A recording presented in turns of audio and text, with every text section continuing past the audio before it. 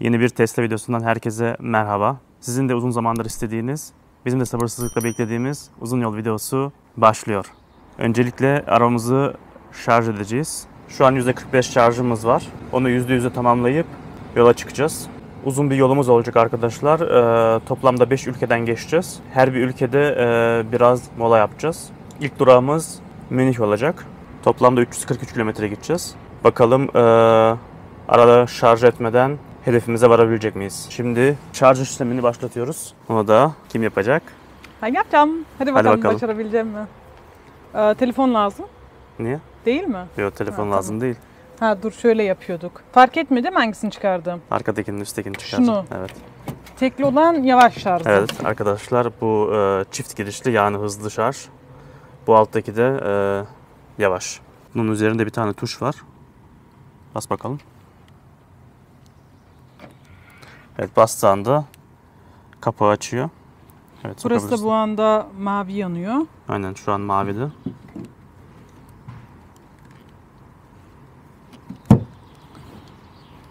Evet. Koyu maviye dönüştü. Evet, yeşil oldu. Şu anda olmaya başlıyor. Yaklaşık 50 dakika sonra %45'ten %100'e doldurmuş olacak. Niye 50 dakikada dolduruyor? Şarj ömrü uzun olsun diye %80'e geldikten sonra yavaşlatıyor. Hatta %90'da tekrar yavaşlattığını düşünüyorum. Onu biraz sonra göreceğiz. Evet, biz dolduralım arkadaşlar arabamızı %100'e. Ondan sonra tekrar görüşürüz. Arkadaşlar görüyorsunuz, çok yavaş dolduruyor niyeyse. 56 70 ile falan 70-80'le başlamıştım. 56'ya kadar düştü. Normalde buranın şarj gücü 125 kW. Ama maalesef çok düşükte dolduruyor. Yarım saat daha burada durmamız gerekecek. %79'da şu an. Burada birisi kahvaltı yapıyor. Evet. Arkadaşlar, Tesla yerinde şarj etmek istiyorsanız şuna dikkat etmeniz gerekiyor. Arabayı park ettiğiniz yerin sağı solu boşsa yüksek hızda şarj ediyor. Eğer yanında birisi varsa o kişiyle şarj hızını 2'ye bölüyorsunuz. Yani 125'te şarj edecekse normalde onun yarısını ediyor, yani 60. Ama bizim şu anda aslında hızlı etmesi lazım. Çünkü bakın, siyah araba burada bizimki. Sağı solu boş ama yine de 60 kW veriyor, yani yüksek hızın yarısını veriyor. Zaten üzerinde de yazıyor, üzerinden de görebilirsiniz. Bizimki 4A, yanımızdaki 4B, ama onda şu an takılı değil. Ona rağmen bize maalesef yarı gücünde hız verdi. Bu da ne demek oluyor? Daha fazla beklemek zorunda kalıyoruz şarj ederken. Biz de bu bekleme süresini kahvaltı yaparak geçiriyoruz. Çünkü kahvaltı yapmadan çıkmıştık. Çünkü biliyorduk burada bekleyeceğimizi. Ama hesap ettiğimizden biraz daha fazla bekleyeceğiz. Bu durum seni rahatsız ediyor mu, bekleme? Hayır, etmiyor. Şu an çünkü etmiyor değil mi? karnımı doyuruyorum. Şu an etmiyor ama bakacağız artık. Toplamda arkadaşlar 3500-4000 kilometre arası yol yapacağız bu süreçte. Ve bütün yolu sizinle paylaşmaya çalışacağız ara ara. Genelde şarj yerlerinde durduğumuzda videoyu açarız.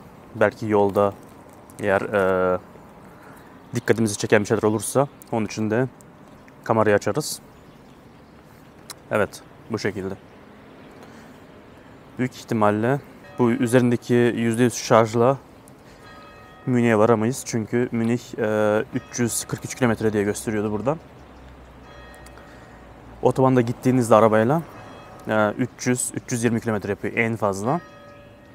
Tabi otobanda 70 ile 80 ile giderseniz tabi bu kilometre biraz daha artıyor. Ama tabii ki de gerek yok. Hani elektrikli araba sürüyoruz diye yavaş gidecek değiliz. Çünkü milletin kafasında hep böyle bir şey var. Avusturya'da duyduğum kadarıyla. Sanki elektrikli arabası olan kişiler hep sağ şeritte gidiyor. Hep tırın arkasına yapışıp gidiyor. Yani 70, 80, en fazla 100 ile gidiyor. Öyle bir durum yok arkadaşlar. Hani bizde yok. Çünkü yani 70-80 ile veya 100 ile gittiğinde veya 100 ile gittiğinde yine de zaman kaybediyorsun varacağın yere. Onu normal hızla giderek en azından gittiğimiz yerde şarj ediyoruz, dinleniyoruz. Ama yorumlarda okuduğum kadarıyla Facebook'ta olsun, Instagram'da olsun hep böyle kötü yorumlar var. İşte elektrikli arabayla hep sağ şeritte gitmek zorundasın. İşte tırın arkasında gitmek zorundasın. Öyle bir durum yok. Zaten hız kurallarına uyuyoruz. Hız kuralının üzerine çıkmıyoruz. Ama şimdi Almanya otobanında hız sınırı yok arkadaşlar. Orada bir kere şey denemek istiyoruz. 217'ye kadar çıkıyormuş bizim araba. Long range modeli. Bakalım gerçekten 217'yi görecek miyiz? Tek kısa bir mesafede, hani yol boşken onu denemek istiyoruz. Onu da kaydını yaparız. Evet arkadaşlar, arabamız %100 şarj oldu. Şimdi çıkarmaya gidiyorum. Evet arkadaşlar, videomuza geçmeden önce bu videomuzun bir sponsoru var. Daily Lab. Araba kokuları üretiyor bu firma. Ve bize de kokularından gönderdi. 2-3 haftadır deniyoruz kokuları. Gerçekten çok güzel kokusu var. Ve çok kibar da duruyor. Yanında bir tane böyle kutu geliyor arkadaşlar. İçinde 2 tane kokusu var. Ve şimdi arabaya nasıl takacağımızı size gösterelim. Şöyle buraya bastırdığımızda üst taraftan açılıyor. İçerisine kokusunu koyuyoruz. Daha sonra geri kapatıyoruz mıknatıs bir şekilde. Arkası da böyle. Buradan da kokuyu dışarıya veriyor. Şöyle 2 tane plastik şeyimiz var, yani arabayı çizmiyor. Ve tam şu araya biraz yukarıya bastırıp şu 2 araya sıkıştırıyoruz. Şöyle yukarıya biraz kaldırıp bunu da alt tarafı tutturup bu şekilde sağlam kalıyor bu böyle. Bunu istediğiniz yere koyabilirsiniz arkadaşlar. Sağa, sola, ortaya. Sipariş verdiğinizde bir tane kokusu yanında geliyor. Ama isterseniz farklı kokularını da sipariş verebilirsiniz. 4 tane farklı çeşidi var. Biz şu an bunu kullanıyoruz. Gerçekten rahatlatıcı bir kokusu var. Videonun açıklama kısmına linkini bıraktık. Sibel Kemal koduyla sipariş verdiğinizde %15 indirim yapacaklar. Ve sadece Tesla için değil, bütün arabalar için koku üretiyorlar. İnternet sayfasından hepsini görebilirsiniz. Şimdi videoya geçiyoruz. Evet arkadaşlar, görüyorsunuz. Tam Münih'e varmadan önce bir tane şarj istasyonunda durmamız lazım. 5 dakika şarj edip hedefimize %6 şarj ile varacağız. Oraya vardığımızda tekrar size gösteririz. Evet, şimdi yola çıkıyoruz. Evet, şu an güncelleme yaptı arkadaşlar. Daha da önce durduracak bizi. Planlamayı değiştirdi. Şuralarda bir yerde durduracaktı bizi. Daha öne çekti. Burada duracağız. Ve orada 5 dakika şarj etmemiz gerektiğini gösteriyor. Ama biz büyük ihtimalle daha fazla yaparız. Çünkü %7 ile hedefimize ulaşacağız.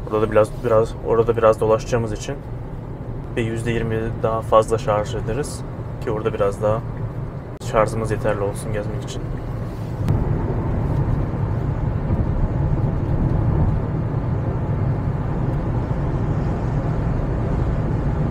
Evet arkadaşlar, şu an Almanya'ya girmiş bulunmaktayız.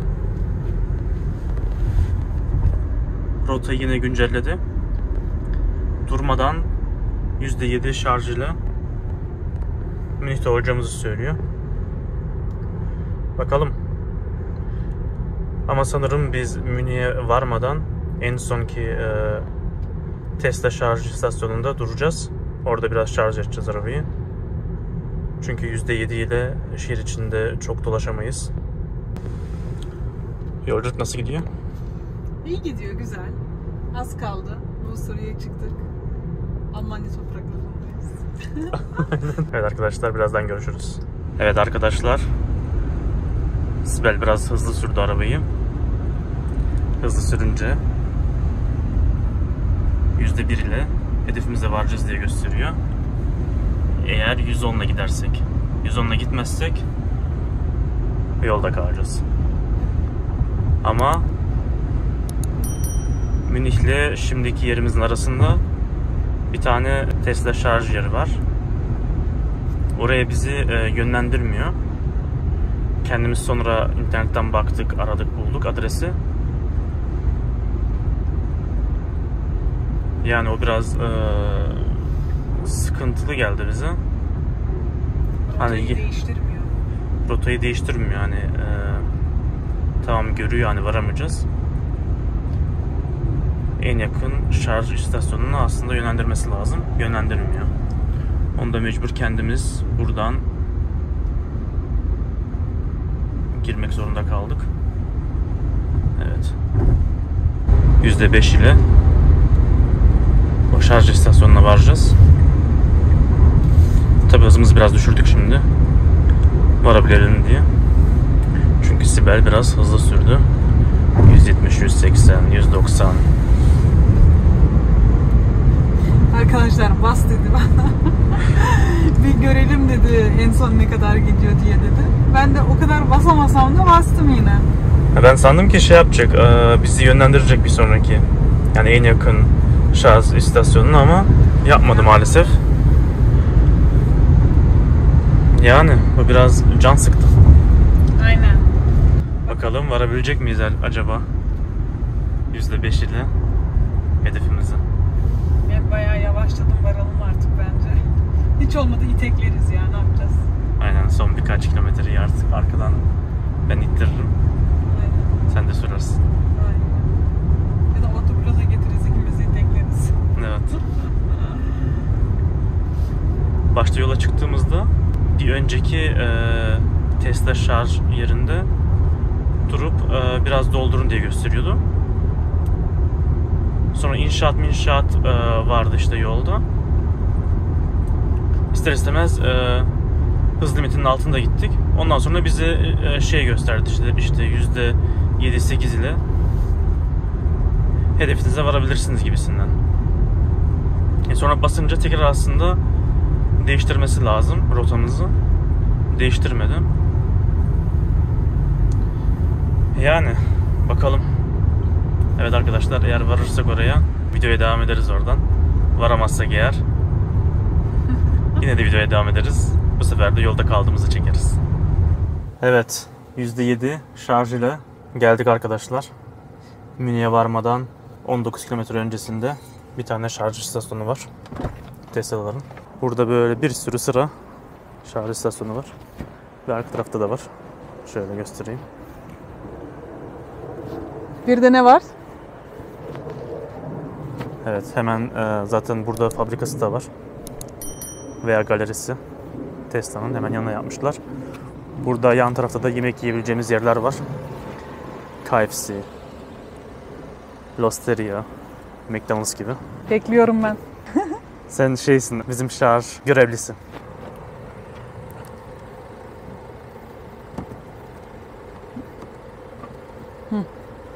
Evet, bakalım. Evet arkadaşlar, 2 dakika doldurduktan sonra hedefinize varabilirsiniz diye gösteriyor. Ama biz tabii 2 dakika doldurmayacağız. Biraz daha fazla dolduracağız. Şu an 250 kilowattlı veriyor. Zaten Model Y'nin, bilmiyorum bütün Tesla'lar mı böyle, Model Y'nin en çok alabildiği kapasite 250. 250'nin üstüne çıkamıyor zaten. Evet, biz burada biraz bir şarj edelim. %7 ile gelmiştik buraya arkadaşlar. Şöyle bir 81 yapalım. Ondan sonra rotamızı iptal edelim. Ne kadar gösteriyor? 35 dakika şarj edecek artık. Biz de o sırada kendimize içecek bir şeyler alacağız. Bir de lavaboya gideceğiz. Zaten o zamana kadar da neredeyse 80 olmuş olur. 81'i ayarlıyorum çünkü şöyle bir şey oluyor. 80 ayarladığımız zaman yola çıktığınızda 100-150 metre sonra hemen 79'a düşüyor. 81 ayarlıyorum ki hani 100-150 metre sonra %80'e düşsün ve biraz %80'de görünsün diye. Evet, şimdi biraz hızını yavaşlattı. Bir dakikasında 5 dakika daha çıkardım. Gerçi bize o kadar lazım değil ama bir girip çıkalım lavaboya falan. İhtiyaçlarımız giderdikten sonra ne kadar doldurduysa ondan devam edeceğiz zaten. Ama tabii bir an korkmadık değil ikimiz de. Baktık %1 ile varacağınız diye gösteriyor. Eğer 110 km hızla giderseniz. Ondan sonra bayağı bir yavaşladı zaten Sibel. 120'ye falan düştü. O biraz yavaşladı. Ben de internetten baktım. En yakın şarj istasyonu nerede diye. Onu bulduktan sonra yazdık oraya. Yazdıktan sonra %7'ye çıkardı. Ve 130-140 ile devam ettik buraya kadar. Böyle. Evet, ihtiyaçlarımızı giderdik arkadaşlar. Ve geldik, baktık ki şarjımız %63 olmuş. Bu bizi Münih'e götürür ve orada gezdirir. Evet, daha fazla doldurmaya gerek yok. Şimdi çıkarabiliriz. Evet, soketten çıkarıyoruz. Geri yerine takalım. Evet, devam edelim. Şoför. Hayır, şimdi sen devam ediyorsun. Ben mi devam ediyorum? Evet. Evet, ben devam ediyormuşum Ben arkadaşlar. biraz dinleneyim. Biraz Sibel yoruldu. Ben süreyim. Yani Münih'e kadar. azıcık yolumuz kaldı zaten. Aynen. 15-20 dakika. 15-20 dakika yolumuz kaldı. Münih'te bir gün kalacağız arkadaşlar. Daha sonrasında Münih'ten Zürih'e geçeceğiz. Bu arada da video çekmeye devam edeceğiz. Evet arkadaşlar, size tekrar gösterelim. %64 şarjımız var. %59 ile hedefimize ulaşacağımızı söylüyor. Yani devam etseydik büyük ihtimalle hedefimize rahat bir şekilde ulaşırdık. Ama yakınlarda Tesla'nın şarj istasyonu yoktu. Biraz daha gitmemiz gerekiyordu hedeften sonra. O yüzden riske atmadık. Burada durduk, biraz doldurduk. Yani biraz dediğim bir %50, %60 doldurduk. Fazlasıyla doldurduk aslında. Ama iyi oldu fazla doldurmamız. Çünkü ben şimdi otobanda hız testi yapacağım. Bakalım en son kaça kadar çıkacak. Sibel de videosunu çekecek. Bakalım çekebilecek mi? Yoksa korkudan kenarlara mı tutunacak? Bence tutunacakmışım gibi geliyor. Hadi o zaman. Evet arkadaşlar, hız testinde devam ederiz. Şimdi yola çıkıyoruz.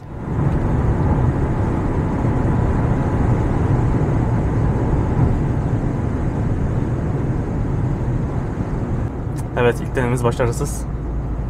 Çünkü önümüz araba çıktı. Çok seviyorum değil mi hız yapmasını? Yok, sen kadar sevmiyorum.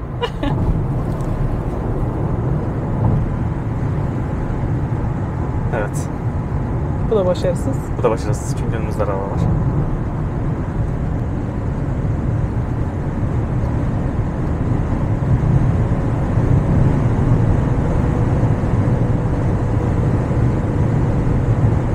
Evet, hayaller suya düştü. Ben hız testi yapacaktım. Otobandayız. 60'a düştük. Evet. Hep Güzel. böyle. Hayaller 200, hayatlar 100. Evet, kaza olmuş otobanda. Oo. Yo, arabanın tekerleri de tam. Şu Bu arabanın tekeri gitmiş. kere falan gitmiş. Münih'e geldik arkadaşlar. Artık yarınki bölümde hız testini yaparız. Yani öyle yapacağız artık mecburiyetten. Evet arkadaşlar, Münih'i biraz gezdik. Şimdi odamıza giriş yapıyoruz. Şöyle odayı gösterelim size kızım. Oda fena değil. Evet, güzel duruyor. Kahvaltı hariç tek konaklama bir geceliği 62 euro. Temiz duruyor. Evet. Aşağı linki bırakırız. Eğer Münih'e gelmek isterseniz arkadaşlar. Burası en uygun otellerden bir tanesi. Evet. Ve içi de lüks yani. Bu kalitede şehir içinde kalmak isterseniz bir 100-150 euro gözden çıkarmanız lazım gecelik. Burası iyi denk geldi. İyi bulduk. Evet. Yarın sabah Zürih'e doğru yola çıkacağız. Yarın görüşürüz. Evet arkadaşlar. Otelden çıkış yaptık. Gece buraya geldiğimizde %50 şarjımız vardı. Güvenlik modunu açtığımız için %46 kalmış. Yani %4 gece yemiş. Şimdi %46 şarjıyla yola çıkacağız. Zürih'e doğru. Şöyle Zürih diye verelim. Ama biz riske atmayacağız arkadaşlar. Burada şey gösteriyor. Zürih'e varmadan yarısında yolun şarj edin diye gösteriyor. Ama biz yol üstünde bir yerde Tesla şarj yeri var. Şu an 11 tanesi boş. 250 kW'a kadar dolduruyor. Oraya vuracağız. Burada %100 yapıp ondan sonra çıkacağız yola. Oraya vardığımız arkadaşlar tekrar çekim yaparız. Şoför koltuğunda yine Sibel var. Ama bugün ona yardım edeceğim. Hepsini sürdürmeyeceğim Zürih'e kadar. Haydi bakalım. Evet arkadaşlar, bir AVM'nin içine geldik. Tesla şarj yerleri buradaymış. Şu an %39 şarjımız var. Burada şarj görevlimiz var. Merhaba arkadaşlar. Aşkım, sen beni şarj görevlisi yaptın. kırılmış olabilir. İnşallah kırmamış. Hadi bakalım.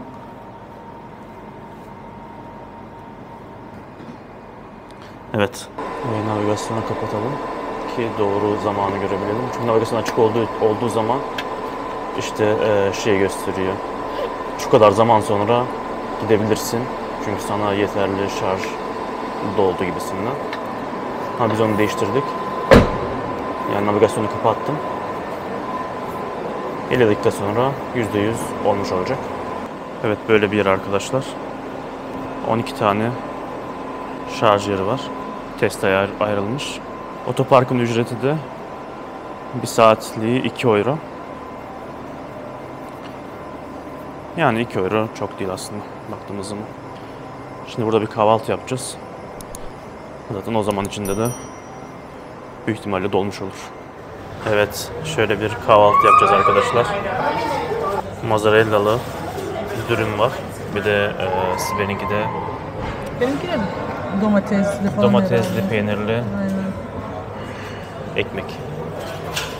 Bir kahve aldık, bir de çay aldık. Evet arkadaşlar, yaklaşık 1 saat oldu. Şu an %99 şarjımız var. Bir kahvaltı yaptık. Bir de biraz alışveriş merkezine dolaştık. Son 1 dakikası var diye gösteriyor. 100 olduktan sonra çıkaracağız.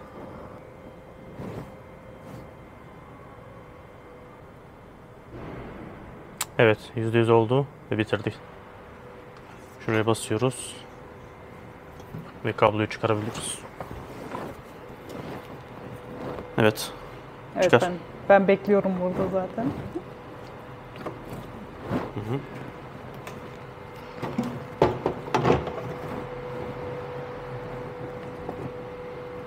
Evet, yola çıkabiliriz. Hadi bakalım.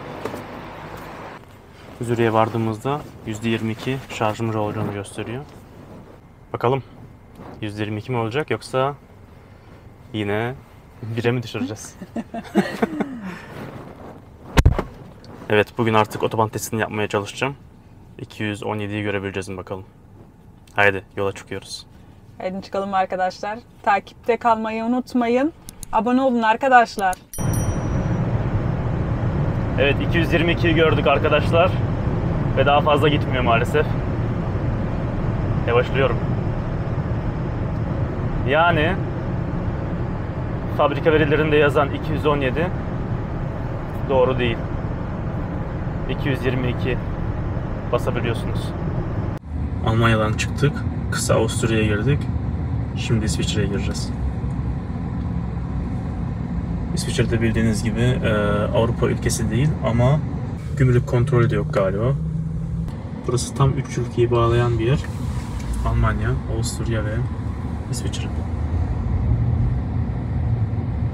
Evet arkadaşlar, aşağıda otoban var. Biz otobandan gitmiyor. Evet, çünkü otoban bize biraz pahalı geldi. Burada arkadaşlar İsviçre'de haftalık, aylık otoban vignetleri yok. Sadece senelik var. Senelikte 40 frank, yani yaklaşık 40 euro. O yüzden kilometre olarak yaklaşık 5 kilometre fazla gideceğiz. Saat olarak da 1 saat uzun sürecek. Yani bence bunun için değer. 40 franka da, yani 40 euroya da orada artık bir şeyler yeriz. Kanalımıza abone olun ki yeni videolardan haberdar olun. Zili de açmayı unutmayın. Ve bu videoya da beğeni atmayı unutmayın arkadaşlar. Şimdi yolumuza devam ediyoruz.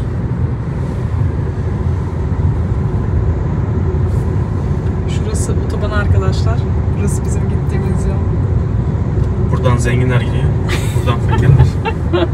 Sormazlar. Şimdi diyeceksiniz ki ıslanmışsınız ama 40 frank 40 euro veremiyorsunuz. Arkadaşlar hani niye fuzuli masraf yapalım ki? Duracağımıza sadece bir gün. Bir gün bile değil yani. Sadece kısa bir süre duracağız Zürih'te. Biraz dolaşacağız, sonra Fransa'ya geçeceğiz. Onun için gerek yok. Hani bir hafta duracak olsak alırdık belki 40 frank, değil mi? Alırdık o zaman. Yani büyük ihtimalle alırdık. Hani İsviçre'nin her yerini gezecek olsaydık alırdık.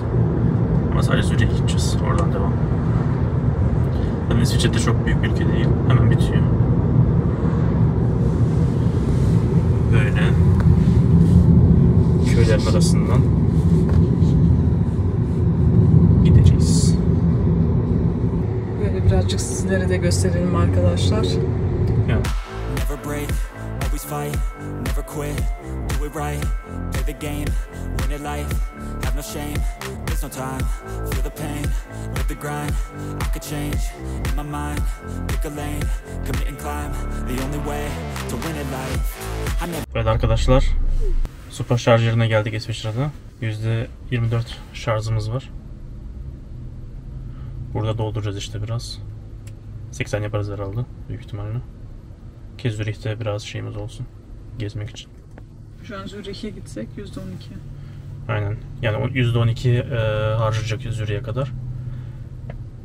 Biz yine de %80 dolduralım. Biraz bir şeyler yeriz. Hı hı. Evet. Şimdi bakalım İsviçre'nin Tesla şarj yeri nasılmış? Evet, klasik. Her yerde olduğu gibi. Bu sefer de ben takayım.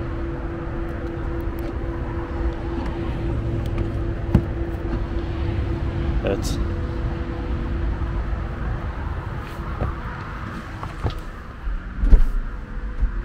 Bakalım hızı ne kadar olacak?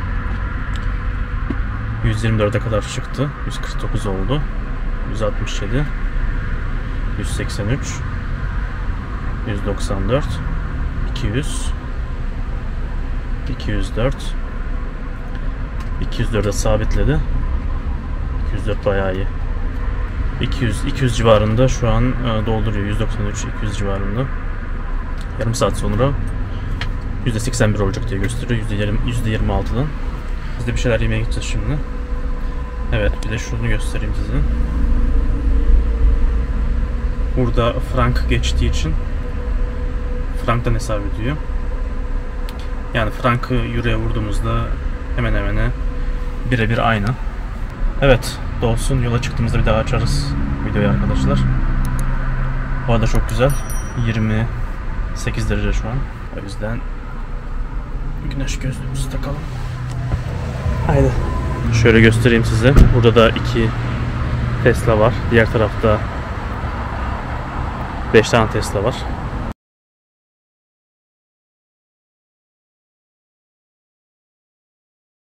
Evet arkadaşlar, İsviçre'yi bitirdik. Şimdi Fransa'ya doğru yola çıkacağız. %61 şarjımız var. %31 şarj ile oraya varacağımızı gösteriyor. Yani 2 saat 9 dakika sürecek. 127 kilometre. Tabi burası otobansız. Çünkü İsviçre'de otoban vignettesi almadık. O yüzden İsviçre'ye otobansız çıkacağız.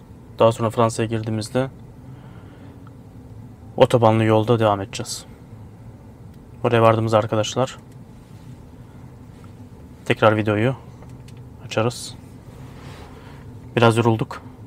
İsviçre yordu bizi. Evet. Daha doğrusu yol yordu. Bir de buraya geldik. Park yeri falan aradık. O da yordu bizi. Buraya vardığımızda arkadaşlar tekrar açarız. Evet arkadaşlar.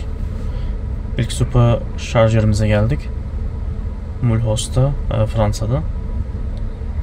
Gelirken birisi ceza yedi. Arkadaşlar nazar ettiniz herhalde geçen gün. Hiç radar cezası yemedim demiştim. Moral de bozuldu. Evet. 80'lik yolda 87 gidiyordum. Birden çekiverdi. Evet. Neyse, Bizim Avusturya'da 80'lik yolda 89 gidince çekmiyor. 90'dan itibaren çekiyor. Ama olsun, yapacak bir şey yok. Aynen. Yedik artık. Burada herhalde %5 tolerans varmış herhalde. O yüzden ayarladık şimdi Tesla'dan. Çünkü Avusturya'da biz yapmıştık. Ayar yapmıştık. Burayı 9'a getirmiştik. Şimdi burayı 0'a getirdik. Yani autopilot veya tempomatı aldığımızda neyse onu yapacak. Yani tolerans koymadan. Yapacak bir şey yok. Sağlık olsun. Evet. Arkadaşlar yolumuz İsviçre'ye düşecek olursa İnsanları çok aksi, yol vermek istemiyorlar. Sen yabancısın, yolu bilmiyorsundur, hiç demiyorlar. Öyle yani. Aklınızda bulunsun. Evet. Hepsinin altında güzel arabalar var. O yüzden yol vermek istemiyorlar. Evet. Yani. Ama şimdi Fransa'dayız. Bakalım Fransa'nın insanları nasıl? Arkadaşlar bugün 4. ülkeye girdik. Aynen 4 ülke değiştirdik. Evet 4 ülke değiştirdik. Almanya'dan çıktık. Kısa Avusturya'ya girdik. Sonra İsviçre. Şimdi de Fransa'dayız. Evet. Hadi şarj edelim. Hadi bakalım. Öğrendim artık. Öğrendin mi artık? Hadi bakalım.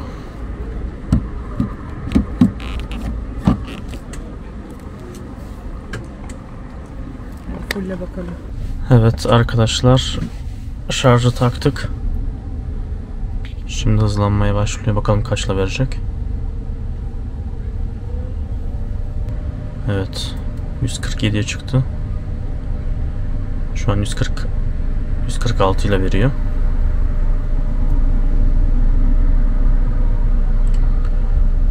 Evet, şöyle bir bakalım. Bizim gitmek istediğimiz otelde. Otelin yakınlarında şarj yeri var mı? Evet, çok yakın yerde şarj yeri var. Evet, mesafesi çok değil. Evet, o yüzden çok doldurmamıza gerek yok. Bize ne yazıyor? 35 dakika doldurduktan sonra devam edebilirsiniz diye gösteriyor.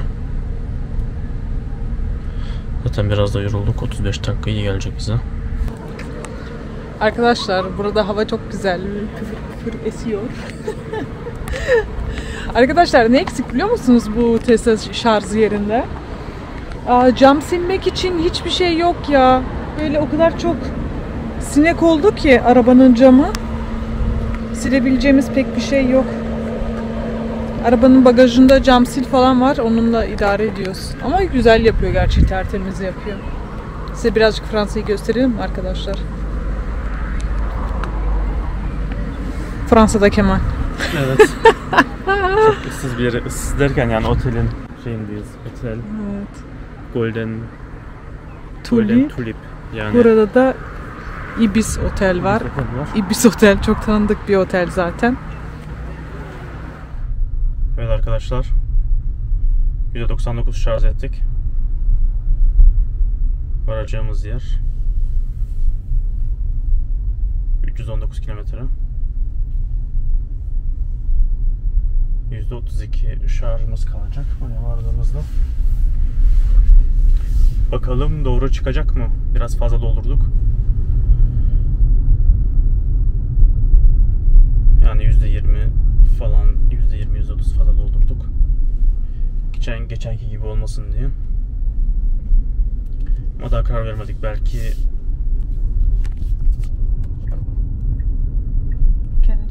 bu gideceğimiz yerde durabiliriz.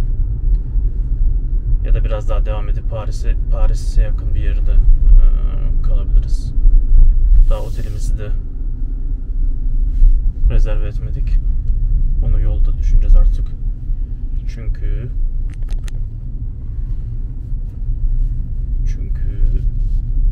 bakacağız ne kadar yorgunuz değiliz diye bakacağız arkadaşlar. Şu an çok görünmüyorum ama idare edin. Evet. Oraya vardığımızda tekrar videoyu açarız. Görüşürüz. Evet arkadaşlar, Paris'e varmadan önce bir tane şarj istasyonunda durmak zorunda kaldık. Çünkü şarjımız %15 oldu. Burada biraz doldurup devam edeceğiz. Evet, şarjımızı yapalım. Şöyle alıyoruz yine. Evet, taktık. Çok karanlık burası arkadaşlar. Ama o kadar çok şey var ki burada. Şu an kamerada görünüyor mu bilmiyorum. 3, 4, 5, 6, 7, 8, 9, 10, 11, 12, 13, 14, 15, 16, 17, 18, 19, 20, 21, 22, 23, 24, 25 tane Tesla şarj yeri var. Bir de keşke ışık yapsalarmış. Aynen, çok karanlık ya. Gerçi arkadaşlar sokak lambaları bile yanmıyor. Tüm şehir yani böyle karanlıklar altında gibi bir şey yani. Evet. Otobanlar falan, oralar da kötü. Oralarda da doğru düzgün ışık Aynen, yok. biz şeye girdik. Paris'e girdik. Daha doğrusu buraya girdik, Troyes'e. 2 tane yol vardı. İlk yol şeydi, otobandan, komple otoban diye hani biz bilmiyorduk otoban diye gösterdiğini, ama bize en yakın rotayı çizdi. En yakın, hani mesafe olarak en yakın rotayı çizdi. Zaman olarak da 1 dakika daha önce varacağız diye gösterdi diğer rotadan. Biz de değiştirmedik. Yani ilk 3,5 saat yol gösteriyordu. İlk yarım saati normal otoban gibi yoldu. 110'luk yoldu. Çift şeritli. Daha sonra 90'lık yola düştü. Sonra köy yollarına girdi. En son 1,5 saati, 1 saat 20 dakikasını otobanda geldik. Yani o köy yollarından falan giderken çok şeydi. Issızdı. Karanlıktı bir de. Yani bayağı yavaş yavaş geldik. Sonra buraya geldik. Burada otelde kalacaktık. Saatte şu an 2:30-3'e geliyor saat. Hani burada otelde kalırız. Yarın sabah erkenden kalkıp Paris'e geçeriz diye düşünmüştük. Ama buradaki oteli de çok beğenmedik. Yani kalacağımız oteli. Allah'tan şey de yapmadık. Rezerv etmemiştik. Önce bir dışından baktık. Dışarıda bayağı bir kişi vardı böyle. İşte alkol almış kişiler falan vardı. O yüzden hiç girmedik bile. Şimdi burada şarjımızı yapıp Paris'e doğru devam edeceğiz. Burada biraz fazla dolduralım, değil mi? Aynen. Fazla derken? Bak bakayım kaç gösteriyor. Ya 25 dakika sonra şey diyor. Gidebilirsin artık diyor. Ama biz yine de biraz fazla dolduralım. Evet. 80 falan yapsak iyi ya. Bir de arkadaşlar o ıssız yollardan geldik dedik ya, orada yani zifiri karanlık olabilirdi ama dolunay var. Dolunay öyle bir ışık verdi ki. Evet. Aydınlattı resmen. Hani mesela Kemal'in yüzü çok aydınlıktı. Şöyle bir çevir de göster bakalım nasıl görünüyormuş. Görünmüyor ki. Hiçbir şey görünmüyor yani. arkadaşlar. Hayır, karanlık. Kapkaranlık. Ya burası aslında şey değil mi? Alışveriş merkezinin park yeri ama hiç ışıklandırma yok park yerinde. Ama tek burası değil yani. Fransa'ya girdiğimizden beridir böyle. Aynen. Bir de arkadaşlar, Sibel çok korktu diğer şeyden. O köy yollarından. Navigasyondan kendisi baktı, dedi ki işte ben bir şeye bakayım, otobana çıkaracağım ben bizi dedi. İyi tamam, şey yaptı, baktı, dedi buradan sola dön falan gibisinden şey yaptı. Döndüm. Daha da kötü yol. Oh God, vallahi Bildiğin ya. böyle şey yollarına soktu bizi. 20-30'la anca gidebiliyorsun. Çünkü yollar o kadar kötü. Bir de dar. Dedim en son artık yani Tesla nereye gösterirse oraya gidelim. O şekilde tekrar o 90'lık yollara falan çıkabildik. Aynen. Tesla'nın gösterdiği yol kısa yoldu. Hani daha hızlı varacağız diye hedefimize gösteriyordu. Ama diğer tarafta hayır, pardon. Yo, Tesla şey olarak mesafe olarak kısa yolu gösteriyor. Ama zaman olarak ikisi de aynıydı. Hani otobandan gidersen de aynı vakitte varacaksın. Tesla'nın gösterdiği yerden gitsen de aynı vakitte varacaksın. Sadece Tesla'nın gösterdiği yerde kilometre olarak daha az kilometre yapıyorsun. Ve şarjda hani daha fazla yetiyor. Hani daha fazla hesaplı. %14 daha hesaplı diye gösteriyordu. Biz de düşündük yani otobana çıkalım hani böyle rezillik çekeceğimize. Gittik. Orası da otobana çıkarmadı yani. Orman yolları, değişik değişik yerler. Evet. Otel bari iyi çıksaydı. Değişik değişik tipler vardı arkadaşlar. Aynen. BB Otel diye bir oteldi.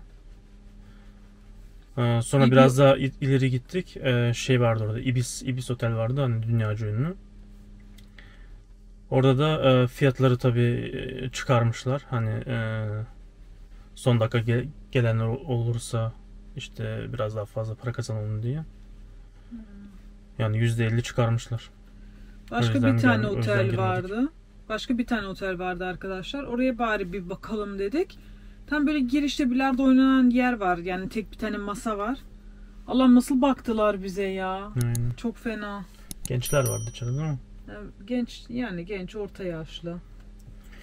O yüzden biz de şey düşündük. Şarjımızı edelim burada. Paris'e doğru yola çıkalım. Yavaş yavaş. 2 saat 3 dakika diye gösteriyor mesafeyi. Zaten autopilot'u aldığımız zaman biraz daha rahatlatıyor yolculuğu.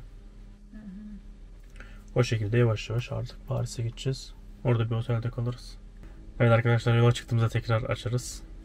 Şimdilik kapatıyoruz. Evet arkadaşlar, %81 şarjımız var.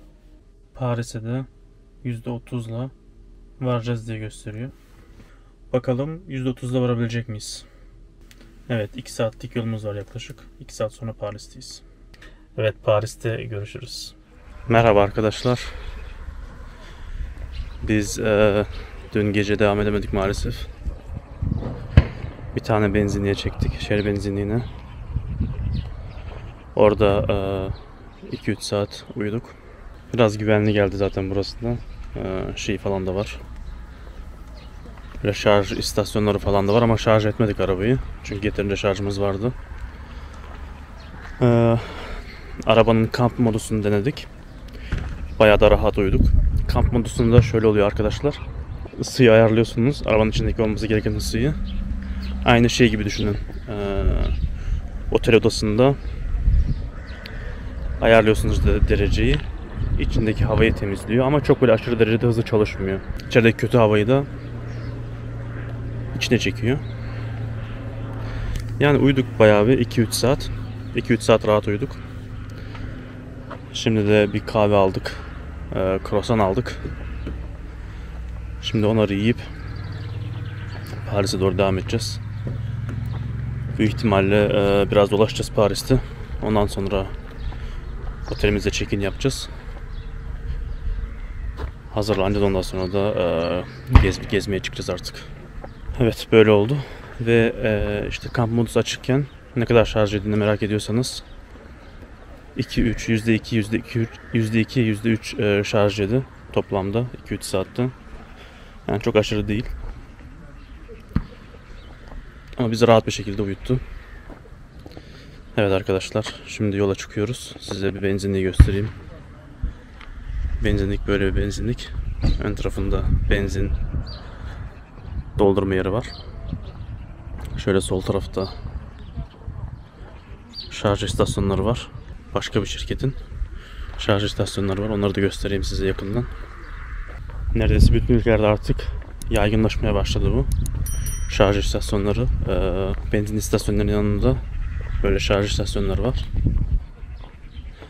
Çok hızlı değil ama şurada yok 2 tane varmış. Burada 22 kW'lık kendin takıyorsun kablonu. Burada 50 kW hızında. Buradakiler de büyük ihtimalle hep bunlar da hızlı. Ne kadarmış?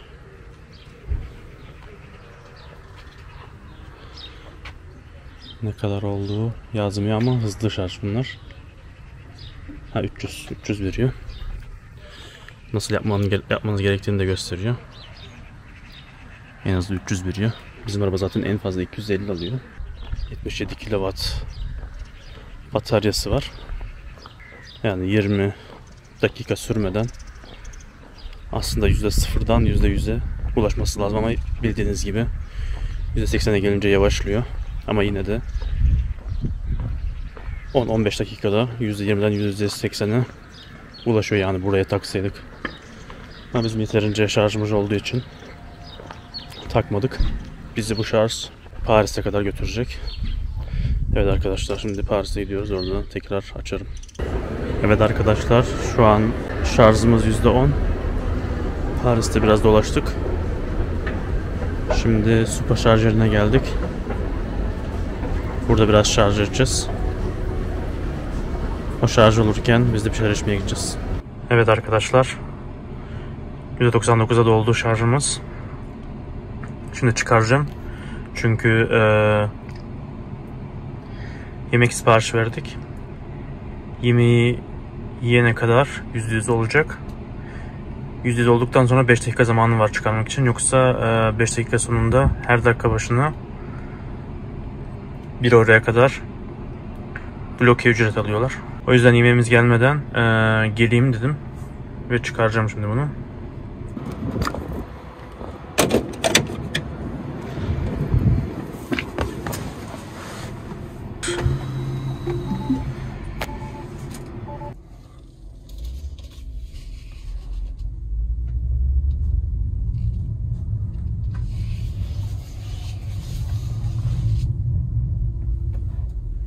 Biz yarın da Paris'te kalacağız.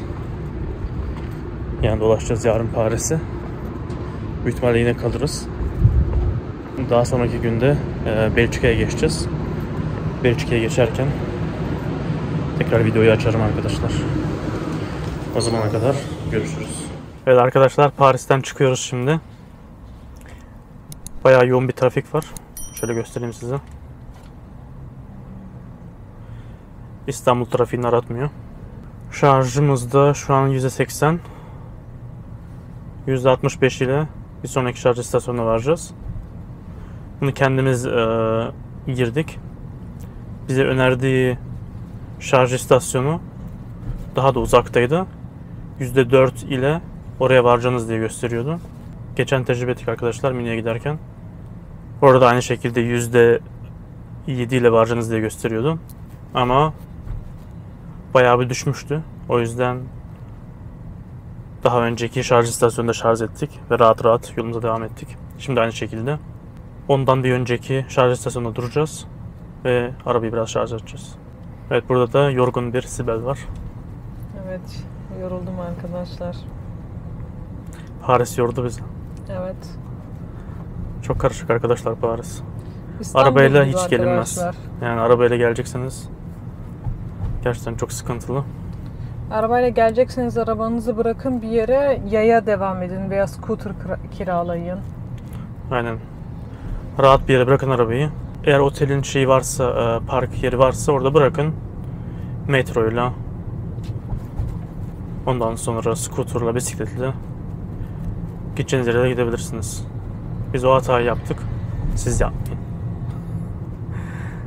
Evet, şarj istasyonunda arkadaşlar. Görüşürüz.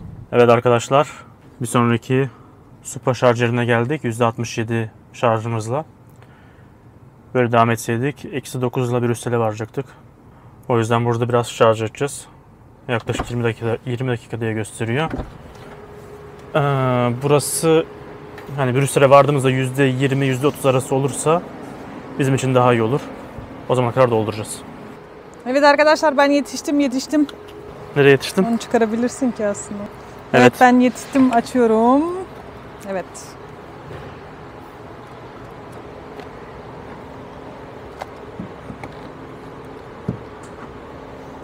Oldu değil mi?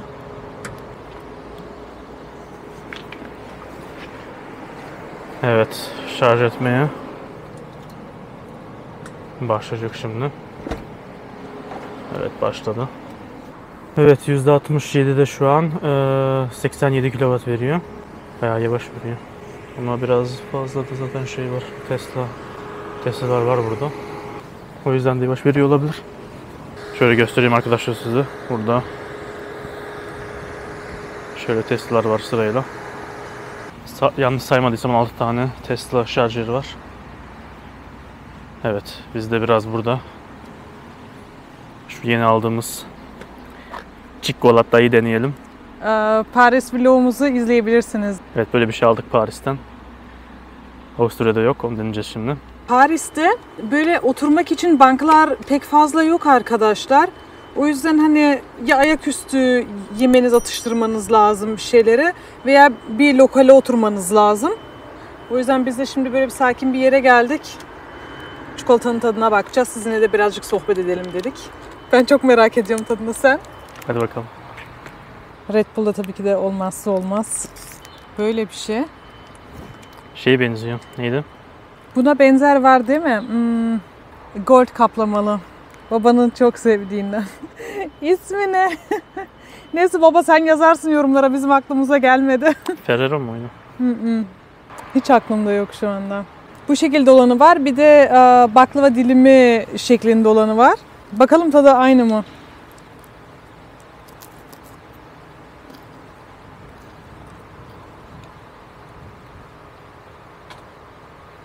Nasıl? Çok wow değil mi? O Avusturya'da yediğimiz hatta daha güzel olabilir yani. O şey mi? Yeni çıkan. Hayır ya. Babanın da sevdiği var ya. Onu diyor. Bir de sen ye bakayım. Çok üzdü bu durum beni ya. Ben çok güzel bir şey bekliyordum.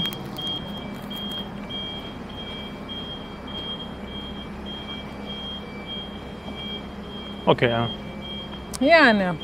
Arkadaşlar Fransa bizi birazcık şaşırttı ya yemek konusunda, değil mi? Ya çoğu yerde mesela bize uygun yiyecekler, içecekler olmadığı için her tarafta yiyip içemedik. Bu bir gerçek. Ama aldığımız şeylerde böyle bazen wow olmadı. Ben mesela buranın tatlılarının çok güzel olacağını düşünüyordum. Bir de buranın mesela garajları değil, tünelleri arkadaşlar. Bazı tünelleri çok dar. Dün bir tane tünele girdik. O kadar çok dardı ki içim daraldı benim birazcık. Bir de arabayı ben kullanıyordum. Dar alanda kalma fobim var benim. Bayağı kötüydü. Bir de hiç ışık yok. Değil mi? Akşam Aynen. girsem mesela oraya. Aynen. Biraz şey. Işığı az yani. Ürpertici birazcık. Onun haricinde güzeldi. Özellikle tarihi yerleri falan bayağı beğendik. Eğer buraya gelecekseniz mutlaka, yani arabayla gelmeyin diyemeyeceğim ama eğer arabayla gelirseniz arabanızı bir yere bırakın. Çünkü arabayla burada bir yerlere gitmesi, gezinmesi gerçekten çok zor. Şey gibi düşünün, İstanbul gibi düşünün, İzmir gibi düşünün. Bayağı insan zorlanıyor yani. Öyle arkadaşlar. Çikolatamızı pek fazla beğenemedik. Ben böyle çok aşırı şekilde wow güzel bir şey bekliyordum. Ama yani böyle oldu. Evet arkadaşlar. Arabayı şarj ettik. %99'a geldi. Şimdi çıkaracağız ve yola çıkacağız. Oraya vardığımızda %31 kalacak diye gösteriyor. Yani %3-4 oynama yapıyor. Daha az yüzdeyle varıyoruz. Ve o da bize Brüksel'de yetecek zaten. Orada da yarın veya yola çıktığımızda tekrar şarj ederiz. Evet, şimdi yola çıkıyoruz Brüksel'e doğru. Arkadaşlar, ikinci kez başımıza geliyor. Biraz önce yola çıkarken %32 ile varacağız diye gösteriyor. Daha 100 metre yürümedik bile, yani daha park alanından çıkmadık. %22 ile varacağız diye gösteriyor. Bunu bilen varsa yorumlara yazsın, niye hani %10 düşürdü birden. Bilen varsa arkadaşlar yorumlara bekliyoruz. Evet arkadaşlar, Belçika'ya girmiş bulunmaktayız. Brüksel'e az kaldı. Berlin arabayı öttürüyor. Yoldan çıkıyor. Aynen. Ve size gösterdiğim şarj arkadaşlar %25'e kadar çıktı. Daha doğrusu %31 falan oldu. Yalnız 31'i gördü tekrardan. İşte klimalar açık olunca veya biraz hızlı gidince ister istemez %5-%6 oynuyor hani burada gösterdiği yüzdeden. Bu şekilde yani. Ama ilginç, hani oradan çıkarken direkt %10 düşürdü. Sonra arttırdı %10 tekrar, neredeyse %9 arttırdı. Ha, düşmesi normal yani, yolda giderken yavaş yavaş düşüyor hani hızlı gittikçe, biraz gaza bastıkça. Ama %10 niye düşürdü onu bilmiyorum. Onu araştırmak lazım. Ve aranızda bilen varsa arkadaşlar dediğim gibi yoruma yazabilir. Yolculuk nasıl geçiyor? İyi geçiyor. Tesla'da yolculuk nasıl? İyi, rahat, güzel. Ben de otopilota alışabildim sonunda. Şarj ederken nasıl? Hani hiç sıkıntı yaptı mı? Yapmadı. Yok, yapmadım. Direkt taktığımızda hep çalıştı yani, hiç hata vermedi. Bir de şöyle bir şey yaptık. Hani sadece Tesla şarj yerlerine doldurduk arabayı ki size gösterelim diye, yani ne kadar geliştiğini.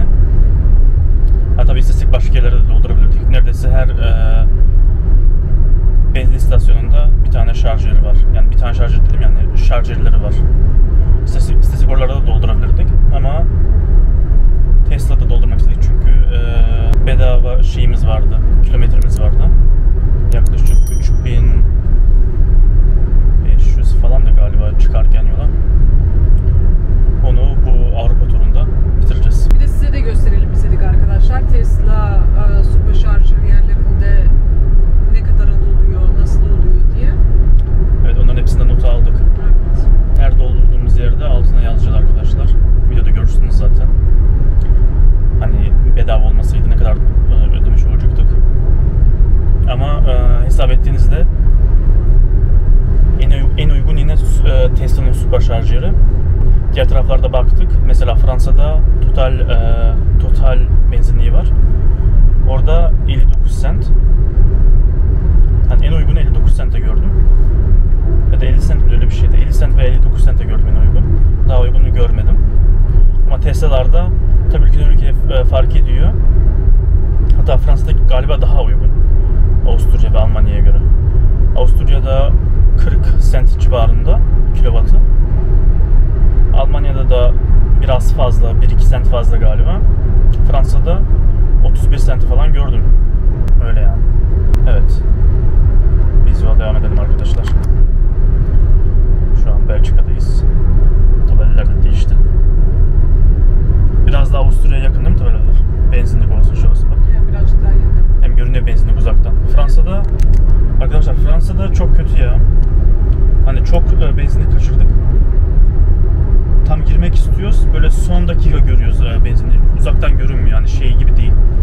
Türkiye'deki gibi değil veya Avusturya'daki, Almanya'daki gibi değil. Bayağı bildiğin alçakta gözüküyor sadece. Hani direği falan da yok. Hani uzaktan görebileceğiniz bir direk yok. Tam böyle yanından geçerken de dilini de anlamıyoruz. Büyük ihtimalle tabelada yazıyor işte benzinliğe az kaldı gibisinden. Dilini anlamadığımız için. Ya bazı yerlerde de yazıyor ama mesela yakınlaştığımız zaman bir tabela oluyor. Tabelanın da ışığı, yani böyle fiyat listesi görünen tabela yanmıyor. Işığı yanmadığı için biz de kapalı sanıyoruz. Devam ediyoruz. Ondan sonra geçtikten sonra fark ediyoruz ki açıkmış. Yani içecek alacağız. Yani bir yarım saat daha beklemiş oluyoruz. Yani o kadar çok zorlandık ki bu Avrupa turunda içecek konusunda. Hani içmeye genellikle bir şey bulamıyorduk yani. Süpermarket gibi yerler olmuyor, mini market yok. Zaten benzinliği kaçırdın mı bitti yani. Evet. Bir de mesela İsviçre'den Fransa'ya gelirken yani 3 tane mini açık benzinlik vardı. İkisini zaten kaçırdık. Üçüncüsüne de girdik artık. Da yani Fransa'ya girmiş, hani Paris'e çok yaklaşmıştık yani. Evet. O yüzden arkadaşlar eğer buzdolabınız varsa buzdolabınızı alın. Doldurun içeceğiniz içine. Aynen, biz almadık. Hani zor durumlarda içersiniz.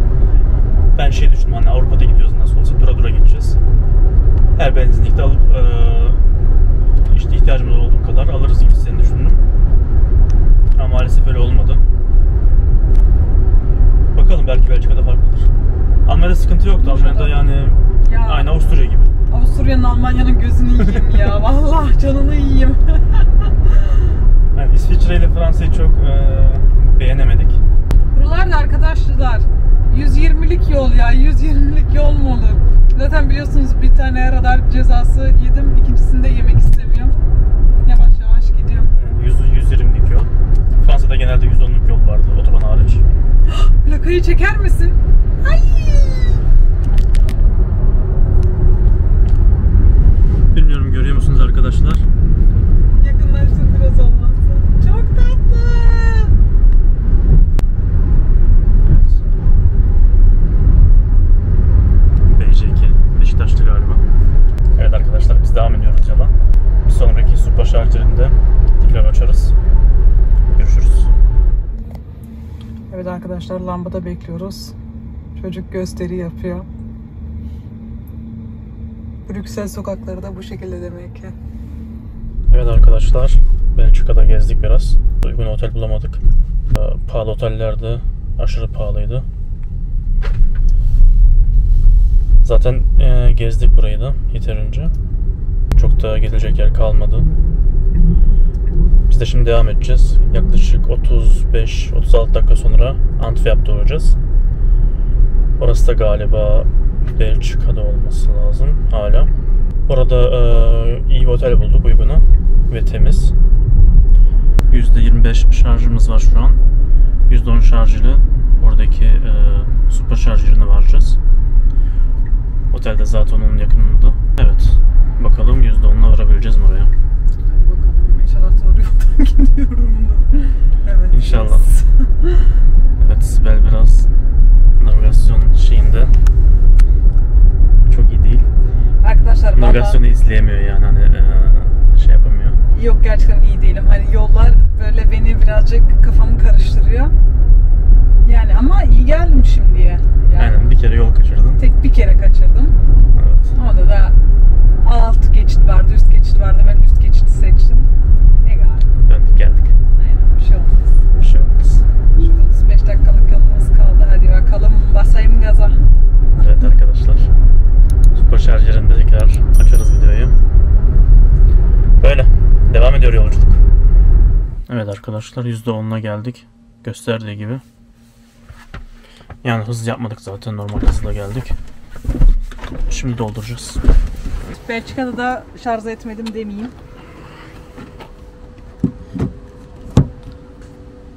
Yalıştım ha. Evet. Alıyorsun, takıyorsun, tak tok. Ay gidecek. Tamam, git hadi. Şimdi başlayacak şarja. Bakalım kaçla veriyor. Bakalım. Burayı %81'e ayarlayayım. Çünkü biraz sonra otelde kalacağımız için %100 şarj etmek istemiyorum. 35 dakika sonra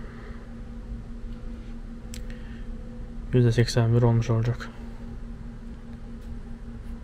%81'e dolduracağız arkadaşlar burada. Sonra yarın tekrar uğraşmak istemiyoruz. Otelden çıktıktan sonra.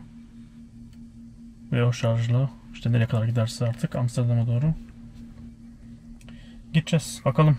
Evet arkadaşlar, %83'e getirdik şarjımızı. Ve şimdi bitiriyoruz. Ve yarın sabah yola çıkıyoruz Amsterdam'a doğru.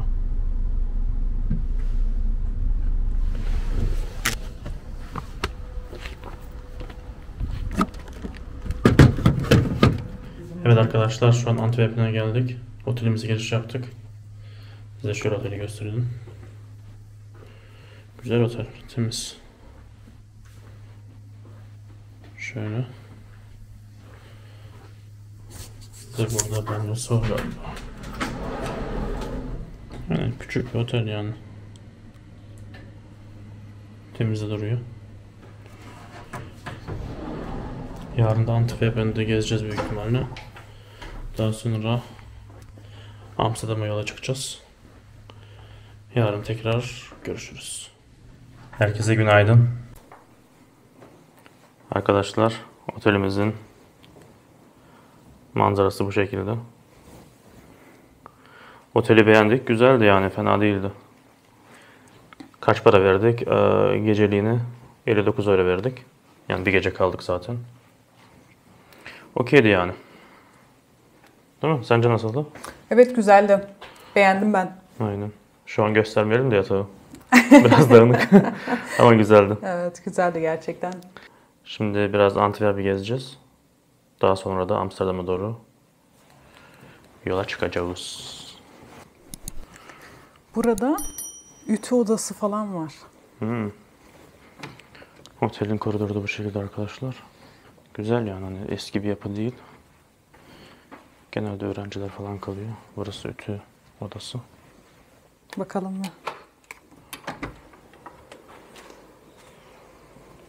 Aa, çok iyi. Evet, özel ütü odası yapmışlar arkadaşlar. Burada suyunu koymuşlar. Ütü suyunu. Güzel. Haydi.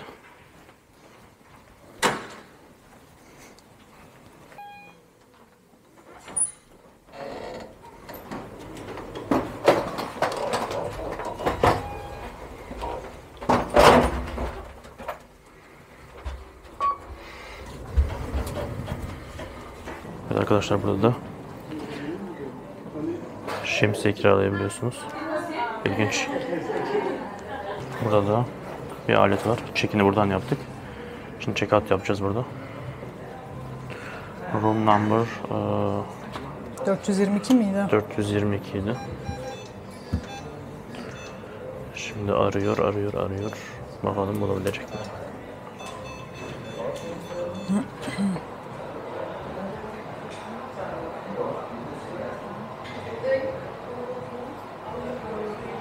Şurada. Oraya atacaksın. Aynen. Kartımızı da buraya bırakıyoruz. Evet, şimdi check-out yaptık. Bu kadar. Yani her şeyi dijital yapmışlar arkadaşlar. Bakın burada taksi çağırabiliyorsun. Ondan sonra burada böyle oturacak yerler var. Yani genelde öğrenciler kalıyor burada. Ama yani yaşlıları falan da gördük. Bizim yaşlarımızda olanları da var. Burada böyle kahve makinesi. Çikolata makinesi. Abur cubur. Burada böyle kettle falan var. Tost, mikrovelli, lavabo. Çok güzelmiş değil mi? Biz Burada buraları böyle. kullanmadık gerçi ama. Aynen biz bayağı yorgun olduğumuz iyi. için yattık. Tenis masası var, televizyon var, bilgisayar var. Ha, bilgisayar bile koymuşlar buraya. Girip bakabiliyorsun, işlerini görebiliyorsun. Televizyon var burada. Masa tenisi. Bahçesi var. Burada room var. Ekstra bir meeting room. Güzel. Hı, değil mi? Bayağı iyi. Evet, şimdi çıkıyoruz arkadaşlar otelden artık. Biraz da Antwerp'e gezelim. Tek sıkıntı çektiğimiz yönü, dün gece geldik buraya. Park ettik arabamızı, park yeri bulduk. Ama sonra araştırdık. Buraya aracı kaydettirmem lazımmış internet üzerinden. Ondan sonra Yurt dışı arabası olduğu için. Yurt dışı arabası olduğu için. Yurt dışı arabası olduğu için işte kaydettirmen lazım. Ücret 35 euro. Ama akşam 10'dan sabah 9'a kadar ücretsiz. Ama gece geldiğimiz için sabah 9'da başlıyordu park ücretleri. O yüzden sabah 9'a kadar arabayı park ettiğimiz yerde bırakabildik. Daha sonra sabah 9'da uyandım, 9'dan önce. Arabayı otoparka çektim. Çünkü otopark ücreti biraz yüksek geldi. Dün koysaydık eğer arabayı, şimdi çıkış yapana kadar 20 euro civarında bir ücreti vardı. Biz de o şekilde yapmadık. Sabah 9'a kadar bıraktık dışarıda. Sabah 9'dan sonra arabayı otoparka çektim. Otopark için gerekli değil, kayıt etmemize gerek yok. Şu an saat 12'ye falan geliyor. Biraz daha uyguna gelmiş oldu bize yarı yarıya. Yani 10 euro cebimizde kalmış oldu. Bu şekilde. Şimdi arabamıza koyacağız valizlerimizi. Ve biraz Antwerp'e gezeceğiz. Evet arkadaşlar, şimdi Amsterdam'a doğru yola çıkacağız. %78 şarjımız var. Şöyle göstereyim size. Oraya vardığımızda %41 kalacak diye gösteriyor. Toplamda 160 km yaklaşık. 2 saat sürecek.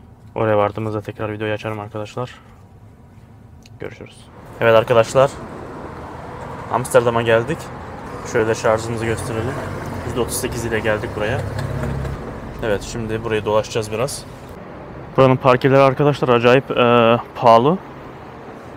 Şöyle yol kenarına park ettik. Saatli 7,5 euro. Bize bayağı pahalı geldi.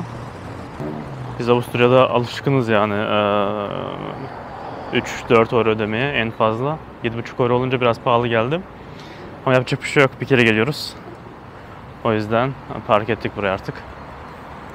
Şimdi burayı biraz gezeceğiz. Daha sonra bakacağız duruma göre.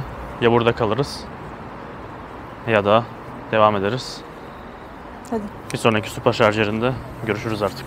Evet arkadaşlar, Amsterdam'da gezimizi bitirdik. Şimdi Köln'e doğru yola çıkıyoruz. %35 şarjımız var. %9 ile bir sonraki süperşarja varacağız. Orası da Duven'de.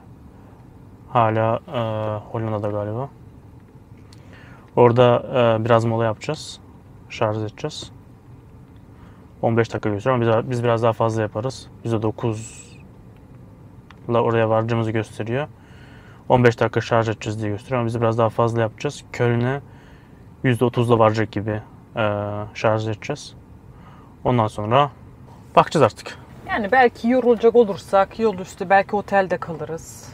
Ona duruma göre bakacağız. 12'de Köln'e varacağız diye gösteriyor. Büyük ihtimalle Köln'e kadar devam ederiz. Orada kalırız.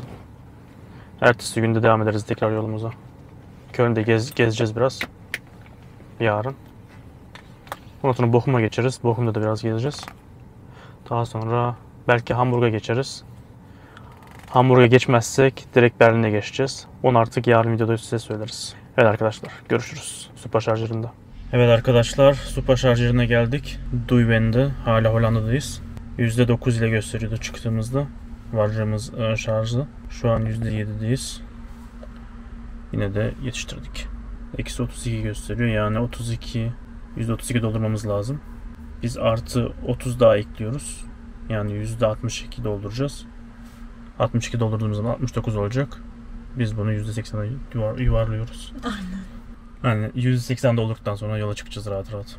Evet arkadaşlar, taktık şarjı. Toplamda 24 tane şarj istasyonu var Tesla'nın. Görüyorsunuz. Ve arka tarafta da başka şarj yerleri var. Diğer arabalar için. Burası da arkadaşlar bir kazinonun otoparkı. Buraya yapmışlar şarj yerlerini. Şu an toplam hız 200 kW yaklaşık. Bayağı hızlı dolduruyor arkadaşlar. Eğer %100 yapacaksanız diyor, bir saat içinde %100 yapıyor diyor. Bir saat uzun bir süre gibi gözükebilir. Çünkü %81'den sonra yavaşlıyor. O yüzden biz %80 dolduracağız, ondan sonra devam edeceğiz yolumuza. Evet arkadaşlar, şarj ettik arabayı %81'e kadar. Bir 5-10 dakika daha bekledik. Daha önce aslında %60'larda falan çıkabilirdik yola. Ama biraz daha fazla dolsun dedik. Gelmişken tam dolduralım dedik, yani %81'e kadar. Doldurduk. Şöyle göstereyim size. %81 varacağımız nokta. 1 saat 33 dakika gösteriyor, 155 kilometre. %43 şarjla Köln'de olacağız. Yani yarın için orada yeterince şarjımız olacak. Evet. Köln'e vardığımızda tekrar videoyu açarız arkadaşlar. Ne kadar kalmış onu göstereceğiz. Görüşürüz. Arkadaşlar, biraz önce göstermiştim. %43 ile varacağız diye gösteriyordu. %49'a çıkardı daha 100 metre ilerlemeden. Dün düşürmüştü. Bugün çıkardı. Bunun mantığını anlayan birisi varsa yazabilir yorumlara. Çünkü biz çözemedik. Evet arkadaşlar, şu an otele giriş yaptık. Arabanın şarjını göstermesini unuttum size. %36 ile geldik. %43 yazıyordu. Svel biraz bastı. Basınca maalesef. %36 ile geldik. Şimdi odamızı aramaya gidiyoruz. 1111. Aç bakalım.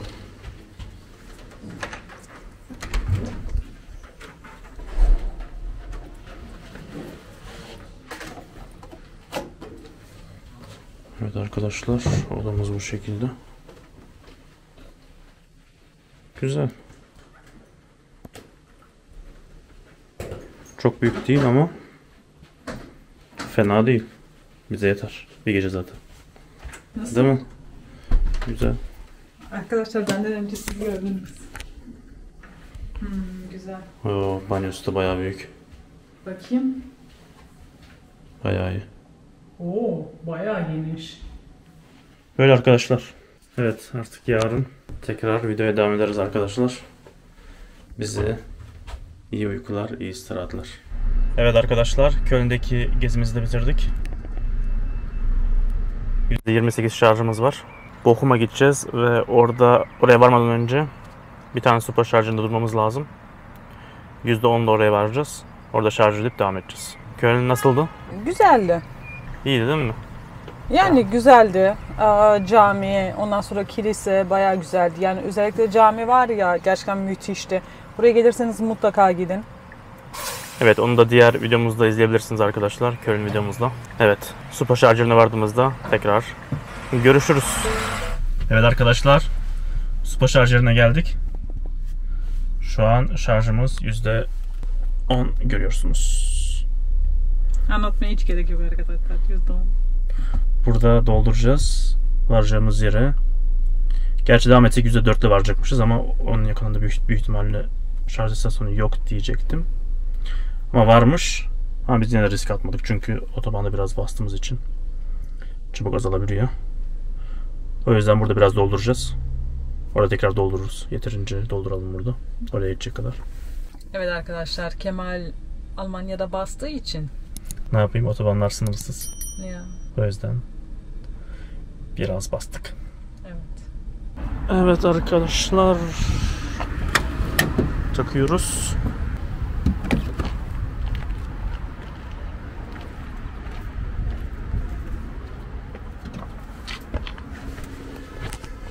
Neyse %50 doldursun. Burada şeyi gördük. %50'nin altına ayarlayamıyorsun. %50 doldurman gerekiyormuş. Yani. O zaten hızlı dolduruyor. 231 ile veriyor şu an. 231 kW. 227'ye çıktı. Düştü. 225'e düştü. Yani 12 dakika sonra devam ediyoruz. O arada biz biraz mola yapalım.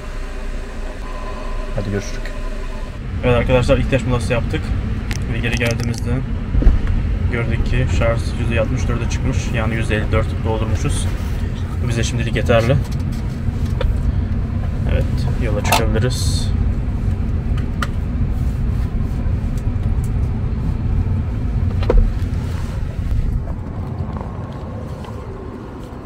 Evet, çıkarıyoruz ve yola devam ediyoruz arkadaşlar.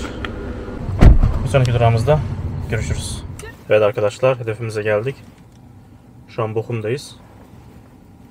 %57 ile geldik. Buraları dolaşacağız biraz, daha sonra tekrar yola çıkacağız. Bakalım bugün nerede kalacağız? Sence? Hamburg olabilir belki. Belki. Belki de Berlin olabilir. Belki de. Belki de. Bakalım. Evet arkadaşlar, Bochum'da gezdik biraz. Şimdi Hamburg'a doğru yola çıkıyoruz. %56 şarjımız var. Super Charger Lohne'de şarj edeceğiz. %11 şarjıyla oraya varacağız. Ondan sonra Hamburg'a kadar bizi götürecek. Evet arkadaşlar, yolculuğumuz devam ediyor. Evet arkadaşlar, Kemal dayanamadı. Arabanın dışını yıkıyor. Hem de nasıl konsantre, hiç görmüyor bile çektiğimi. Evet arkadaşlar, plan değişikliği oldu. Daha öncesinde durduk süper şarjöründe çünkü Sibel biraz bastı. Arkadaşlar, yol var ya, akıyor ya. Yani %10'la oraya varmamız imkansızdı. O yüzden daha önceki süper şarjöründe durduk. Şimdi burada şarj edeceğiz. Sonra ya Bremen'e duracağız ya da Hamburg'da. Şu an şarjımız %34. Burada biraz dolduracağız. Bakalım Hamburg'a kadar yetecek kadar dolduracağız. Ki yarın Bremen'de kalırsak bile bugün yarın için Hamburg'a kadar yetsin diye. Evet. Bir de arkadaşlar arabayı yıkadık. Yıkadım daha doğrusu. O kadar çok sinek şeyi vardı ki ön tarafta. Şimdi araba tertemiz oldu. Görüyorsunuz. Burada sinek şeyleri acayip yapıştıydı buralara komple de. Komple buralar hep sinek şeyiydi. Şeyin üstü de, camın üstü de. Aynı şekilde buralarda. Şuralar, camın üstü. Komple sinek ölüsü şeyi vardı. İyi oldu ya, şimdi biraz temizlendi. Böyle daha rahat. Evet. Şimdi %34 ile geldik buraya arkadaşlar. şarj edelim. Evet. Dolmaya başladı.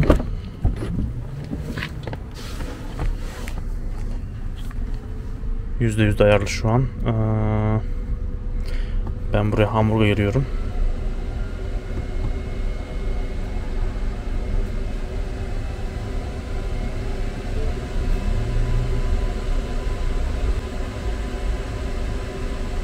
Hamburg'a kadar %3 kalacak diye gösteriyor şu anki %34 ile. Biz bunu %81 yine tamamlayalım. 81'den fazlasına gerek yok gibi şu an. Evet. Bitince tekrar görüşürüz arkadaşlar. Evet arkadaşlar. Şarjımızı doldurduk. %83'te şu an. Bu bize yeterli. Yeterli mi bakıyoruz. Bakıyoruz.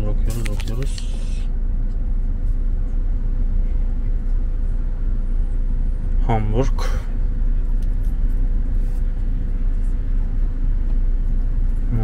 Yeterli değil. Biraz daha dolduralım. Hı? Yeterli değil. Kaç gösteriyor? Evet arkadaşlar, yeterli değilmiş. Bir tane daha süper şarjörünü gösteriyormuş. Şöyle bakalım. %7 ile varacağız diye gösteriyor. Sence bir kere duralım mı orada? Yok ya, şimdi bekleyelim. Bir de hani o yol mesafesini düşünmek lazım. Giriyoruz, çıkıyoruz. Ama şimdi yavaş dolduracak. 25 dakikası daha var. Bence gidelim. Bremen'e kalırsak zaten yetiyor ki. Hamburg'a gidersek duracağız artık, yapacak bir şey yok. Gerçi yetiyor yani, Hamburg'a da %7 kalıyor. Ne yapalım? Yoksa biraz daha dolduralım. Bremen'i ver be. Kalacağımız otele. Da otel bokunu yapmadım ki. Hmm.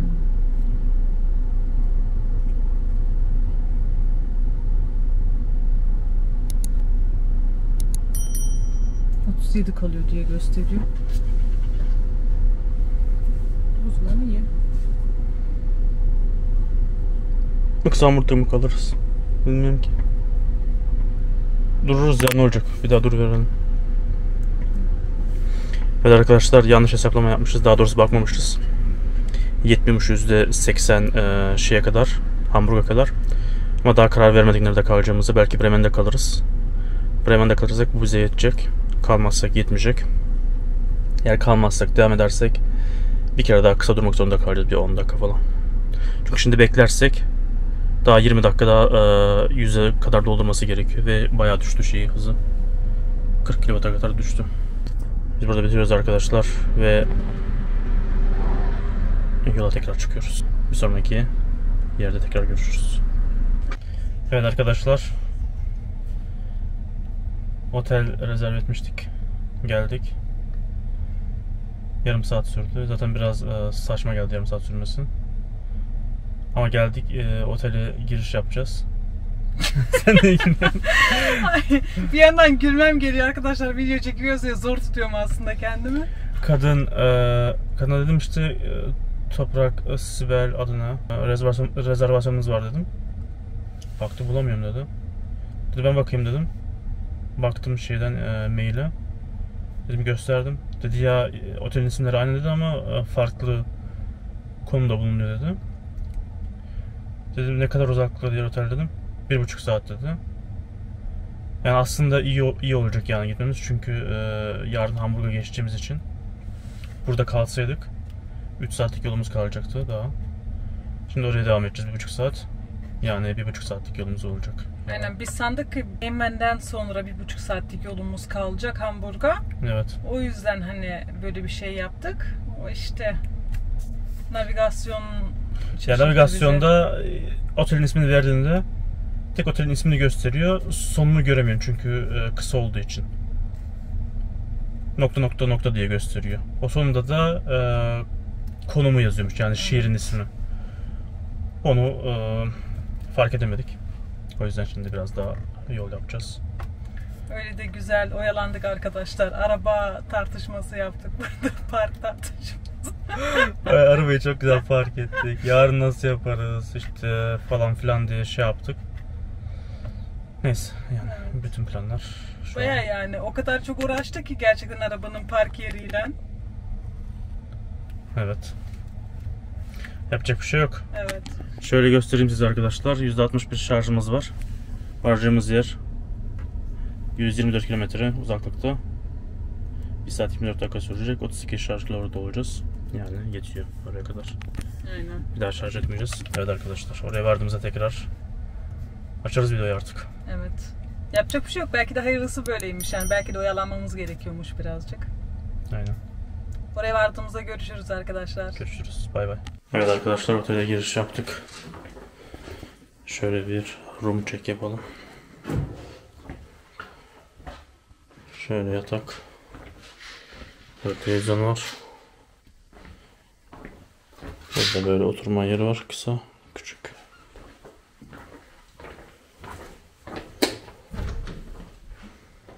Burada banyomuz. Güzel. Evet arkadaşlar, bize iyi uykular. Yarın tekrar görüşürüz. Günaydın arkadaşlar. Biz dün size şeyi göstermesini unutmuşuz. Çok yorgun olduğumuz için çekemedik. Yüzde kaçla geldiğimizi. %20 ile geldik buraya.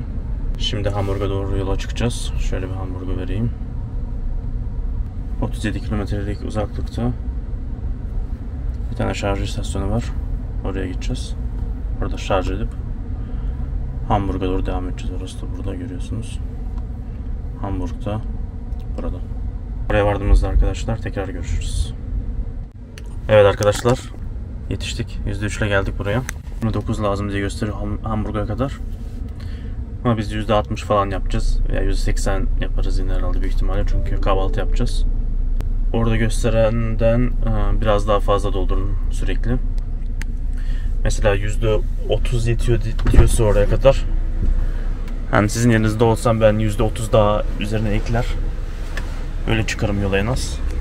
Çünkü belli olmuyor yani. Zaten %2-3 yolda giderken azalıyor.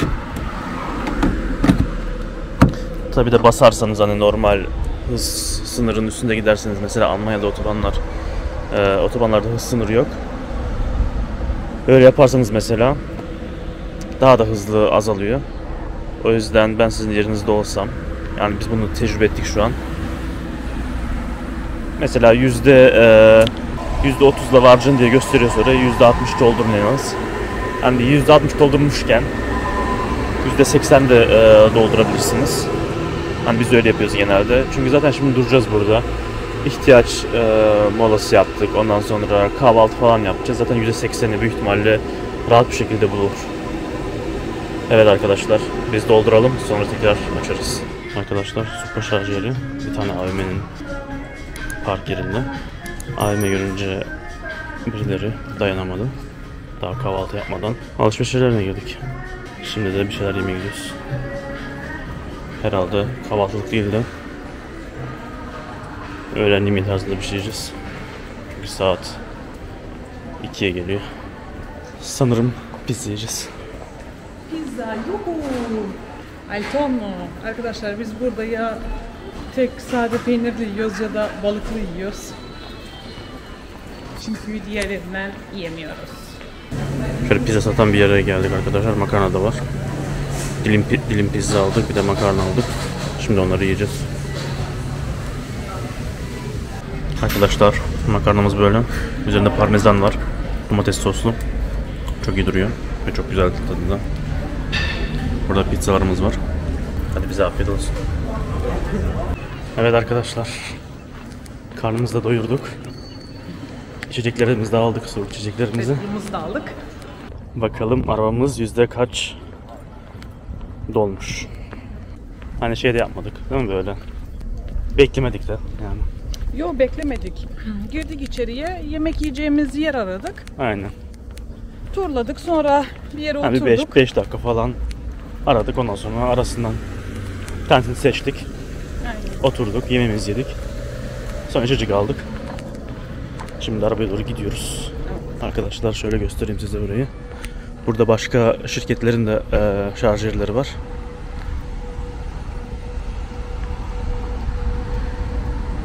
Şu Allego şirketinin.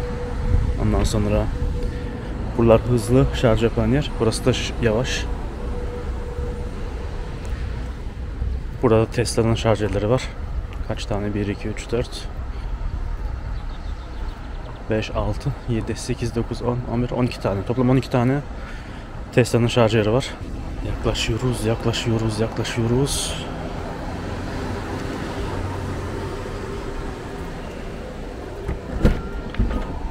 Şu an %96'dayız arkadaşlar. Şimdi çıkaracağız şarjımızı. Evet, Hamburg'a vardığımız arkadaşlar. Yeterince şarjımız olacak. %70 şarjımızla oraya varacağız. Tabi biraz hızlı sürersek bunu en fazla %50'ye falan düşürürüz diye düşünüyorum. Tabii Sibel süreci için belki. Sibel süreci için %40 da olabilir, %30 da olabilir. Evet arkadaşlar, çıkıyoruz yola. Oraya vardığımızda tekrar bilgilendiririz.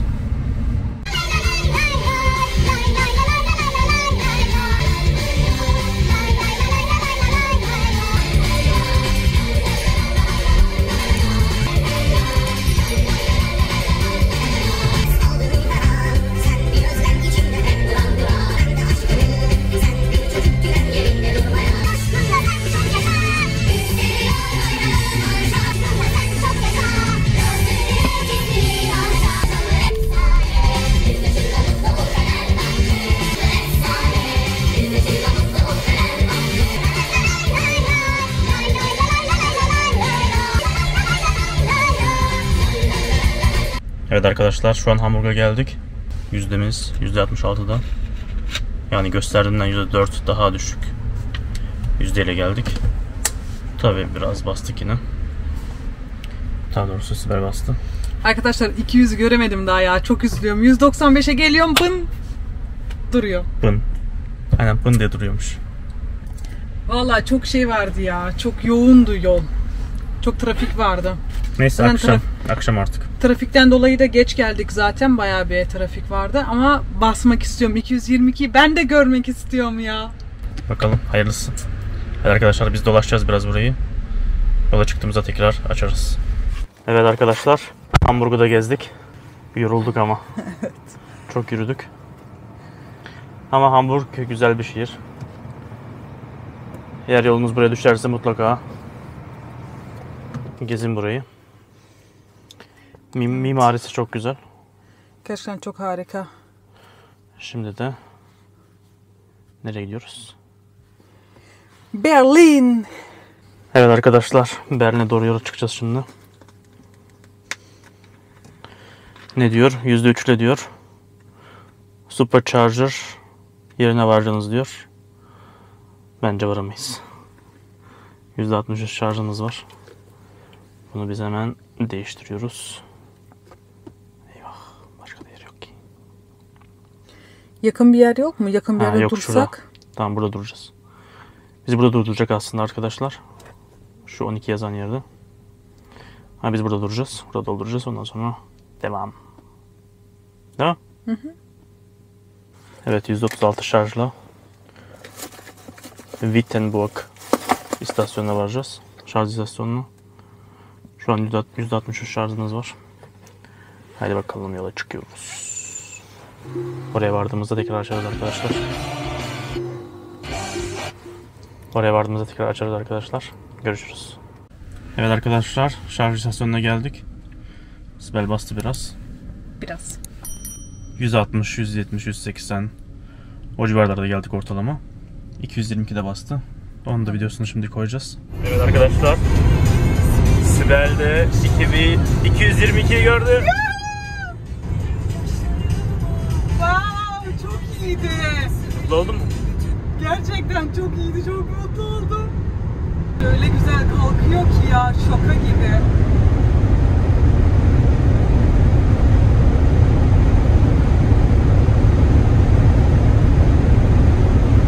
Neyse. Basayım mı? Bas bas bas bas bas bas bas bas. Oldu. 222 oldu yine. Çok iyi ya. Şarjımız da su gibi.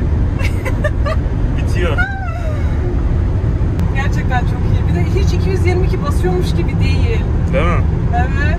Çok acayip. Evet. Bu da böyleydi arkadaşlar. Evet, gerçekten ben çok sevindim arkadaşlar, sonunu görebildim Tesla'nın diye. Ama tabii ki de Almanya'da sınırsız hız limiti olduğu için, yani bazı yollarda, o yüzden böyle bastık. Kurallara uyuyoruz tabii ki de. Onu buradan söylemek istedim. Devlet bu şekilde izin verdiği için bastık. Evet, zaten. Ama zaten kimseyi de şey yapmadık, yani tehlikeye atmadık. Burada da görünüyor zaten sınırsız diye. Bakın şimdi mesela 120'lik yol geliyor ya da 100'lük mü, 120'lik yol. Aynen. Yani burada 120 yazacak. Ben 120 yazdığı anda hemencecik şey alıyorum ben. Tempomatı alıyorum. İyi oluyor, böyle rahat oluyor. Evet, zaten hani çok trafik olmadığı için bastık, yoksa basmıyoruz. Aynen. Birkaç gündür Almanya'dayız. Basmak istiyorum. Hani yol şartları izin vermedi. Ya çok karanlıktı ya çok trafik vardı.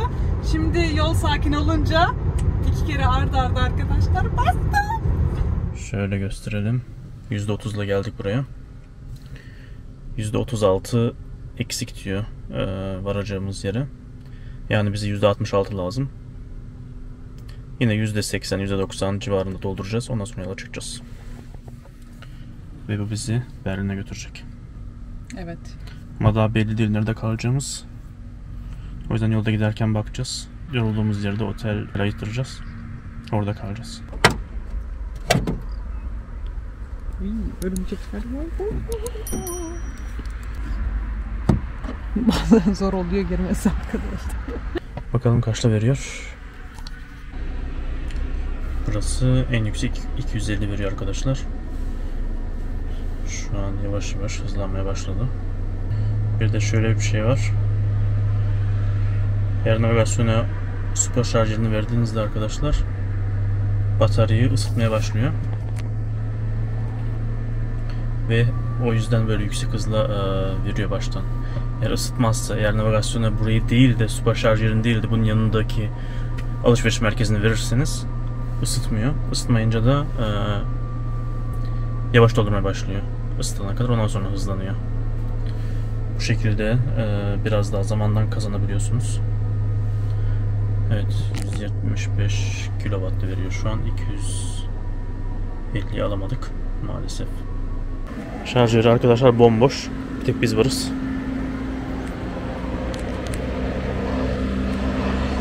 Toplam 3, 4, 5, 6, 7, 8, 9, 10 tane yer var.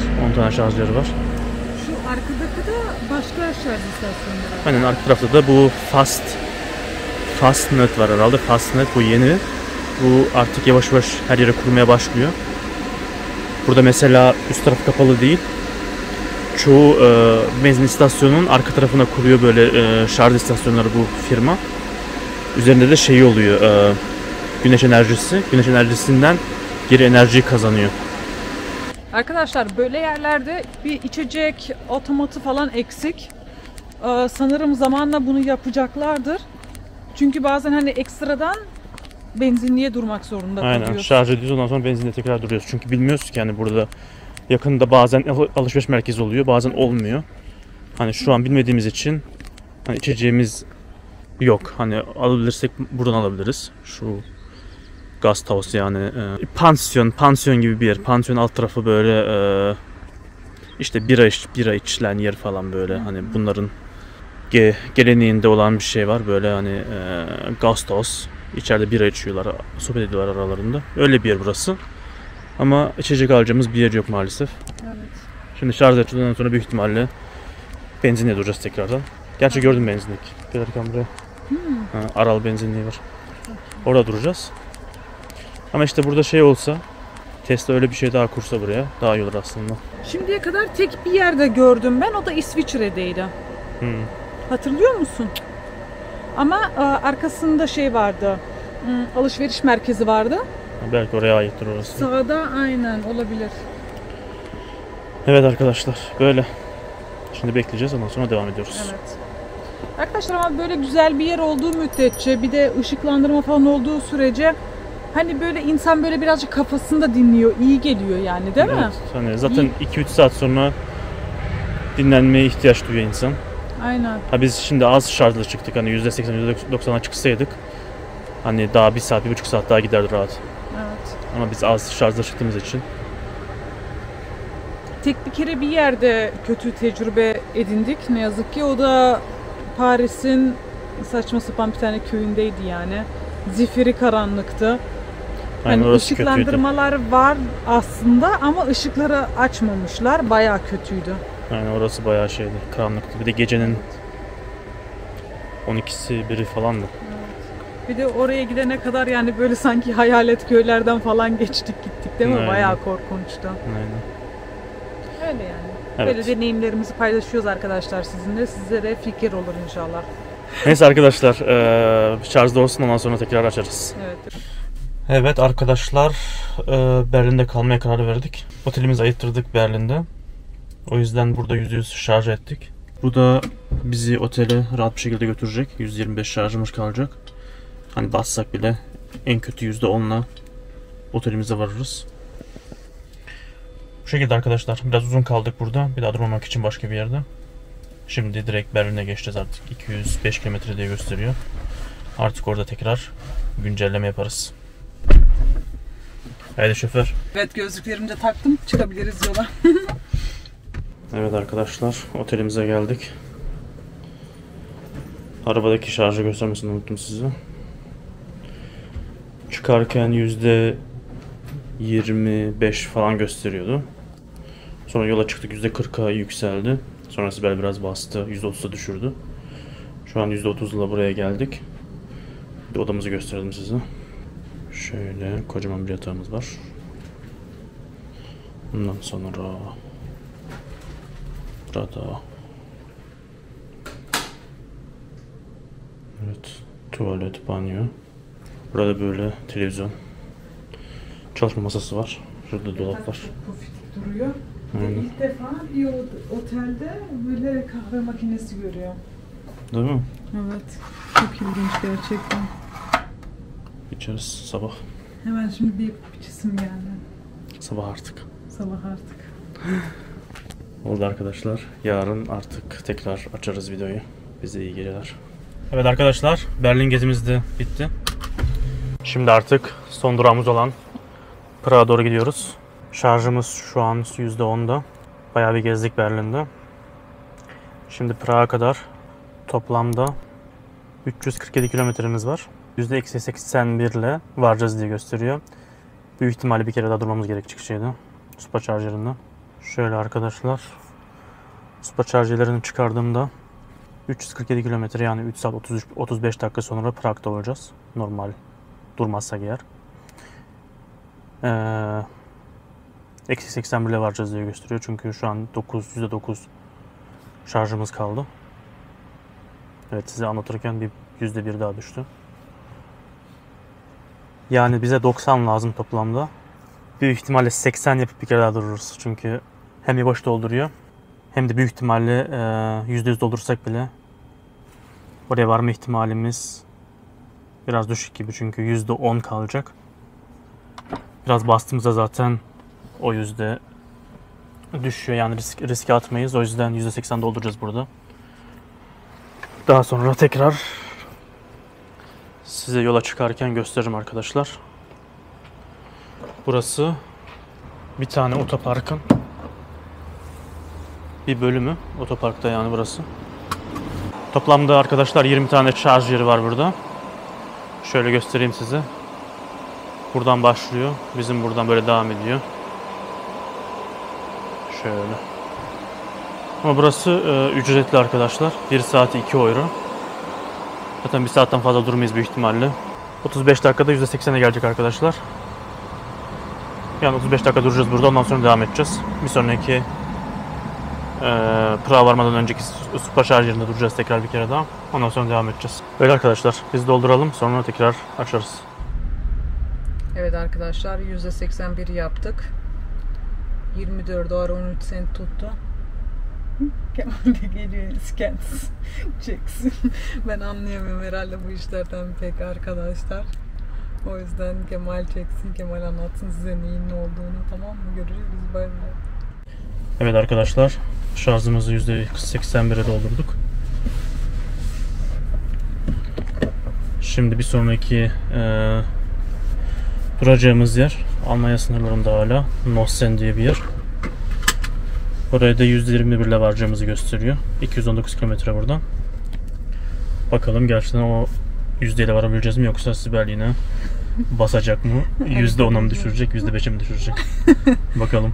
Basmam herhalde bugün ya. Çünkü... Hava karardı artık, yani basma. Evet. Evet, ama arkadaşlar hava karardığı için ben ne yapıyorum? Gözünü takacak. Amancık gözlüğümü takıyorum ki uçurabileyim bizi. Evet arkadaşlar, orada görüşürüz. Evet arkadaşlar, bir sonraki şarj istasyonuna geldik.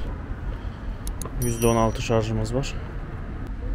Evet, 2 saatlik yolumuz var arkadaşlar. Burada şarj edeceğiz. Tabii Sibel biraz geriye park ettiği için arabayı, öne park ettiği için şu kadar uzadı anca. Zar zor takabildim. Oha. Park edemedim arkadaşlar ya. Evet, görüyorsunuz. Şöyle park ettim. 2-3 kere öyle geldim gittim, anlayamadım nasıl park edileceğini. Yamuk park ettim. Uykum geldi ya. Hep de bir bahanesi var. Park edemeyince uykum geldi. Yok sen yanındayken park edemiyorum. Yok böyle, yok şöyle. Yok böyle, yok şöyle, yok Ha? böyle, yok böyle. Kaçma. Nereye kaçıyorsun? Altıma konuş. Kaçma, nereye kaçıyorsun? Kaçmıyorum. Evet arkadaşlar, şarj ederken araba otellere bakalım dedik. Prag'da biraz pahalı geldi oteller. 150 euro civarında. O yüzden burada yakında 45 kilometre ileride bir otel var. Orada kalacağız. Orası biraz daha uygun, yani yarı fiyatına yaklaşık. Sabahta kalktığımızda Prag'a devam edeceğiz. Şu an %93 doldurduk şarjı. Çıkaracağız ve yarın içinde zaten Prag'a kadar yetecek bize.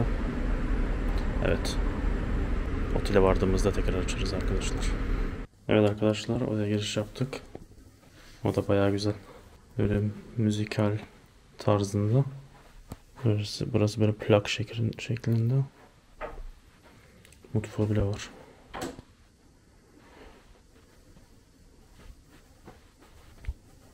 Banyosu, tuvaleti. Burası da temiz, güzel. Değişik. Burada da aynı şekilde kahve makinesi var. Çok ilginç ya. Kahve makinemiz bile var. Evet. Yarın yola çıktığımızda tekrar açarız arkadaşlar. Bize iyi geceler. Evet arkadaşlar, otelden çıkış yaptık. Dün gösterdim. %83 ile çıkıyoruz. Bu da bizi Prag'a kadar büyük ihtimalle yetecek. Tekrar bir gireyim.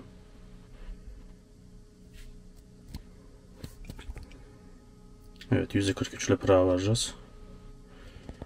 Oraya vardığımızda tekrar videoyu açarız. Ve 222.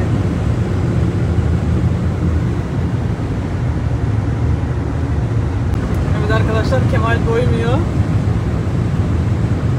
Bir de Kemal'i birisi solladı gitti. Herhalde o 300 falan basıyordu. %43 ile varacaktık diye gösteriyordu arkadaşlar ama Kemal sürekli 222 basınca %25'e düştü. Yol akıyor. Yapacak bir şey yok, bir kere daha dururuz şarj etmeye. Yani. Ama yeter herhalde ya. Çok basmam artık. Yani böyle bir 25, 24, 23'lerde oynuyor şu anda. Bakalım ama yine de yavaş gitmiyor. 170 ile gidiyor şu anda. Evet değil mi? Yol boş olunca, hız limiti de olmayınca insanın basası geliyor. Şöyle basası geliyor. Bak, durduramıyor kendisini.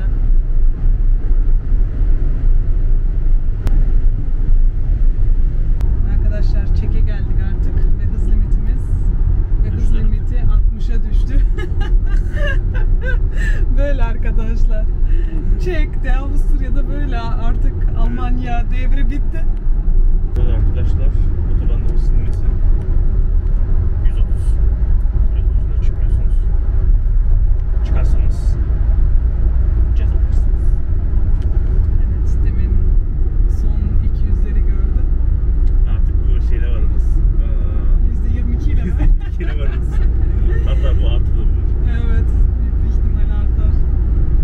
Evet arkadaşlar, Prag gezimizi de sonlandırdık. Şimdi eve doğru yola çıkıyoruz artık. %31 şarjımız var. Şöyle evimizi verelim. Evet, bir kere Supercharger yerinde duracağınız diye gösteriyor 124 ile. 124 kurtarır bizi. Oraya varınca tekrar açarız. Şimdilik bay bay. Evet arkadaşlar, Supercharger'ine geldik, çekti. Vestage 125 ile geldik. Yani %1 arttırdık. %37 doldurmamız lazım eve varmamız için. Ama biz ne yapacağız yine? %80 üzerine falan çıkacağız. O şekilde eve gittiğimizde biraz daha şarjımız olsun. Evet, artık bu son şarj yerimiz arkadaşlar. Bir daha şarj etmeden eve varacağız.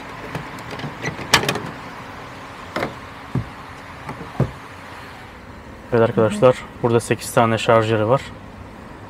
8 tanesinin sadece bir tanesi boş. Geri hepsi dolu. O yüzden bayağı düşükten veriyor hızı. Görüyorsunuz 66 kW'dan veriyor. Şöyle arabaları da göstereyim size, Tesla'ları.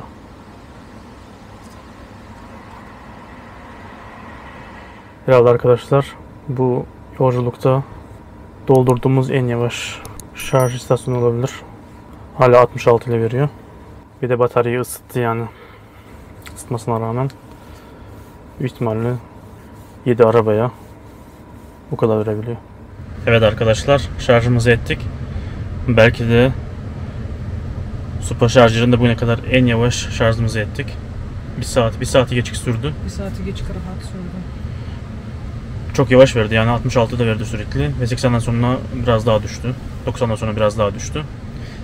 %100 yaptık çünkü şimdi eve vardığımızda en azından biraz şarjımız olsun diye düşündük. %35 şarjla eve varacağız. Evet arkadaşlar, bu şekilde eve vardığımızda tekrar açarız.